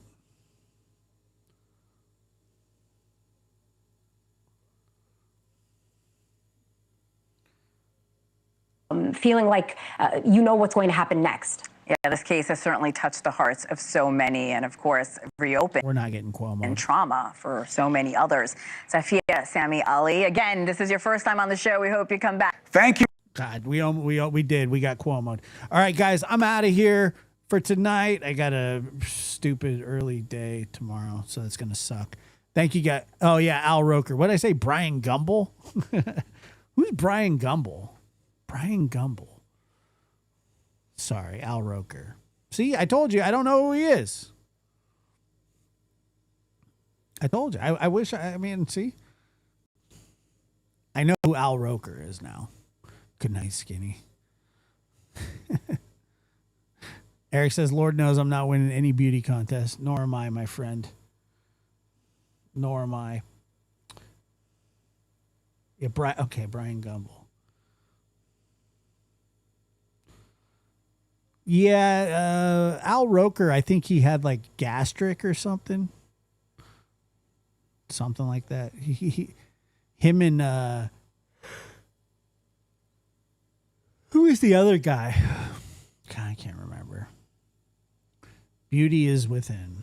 I said Brian Gumbel. Somebody in the comments will go, Josh, not all black people look the same. I guarantee it.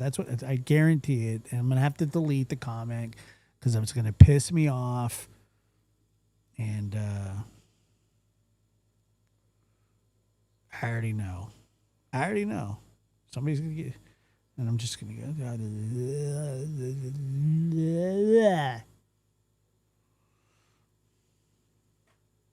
Anyway. All right, guys. Well, I appreciate it very much. Thank you for being here. And I'll probably do a show tomorrow and Tuesday. Not Wednesday, but Thursday and Friday. I will. So I'll see you guys tomorrow.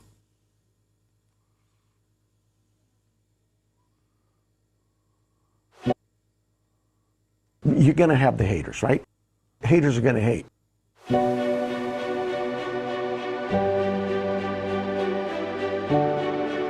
Amen.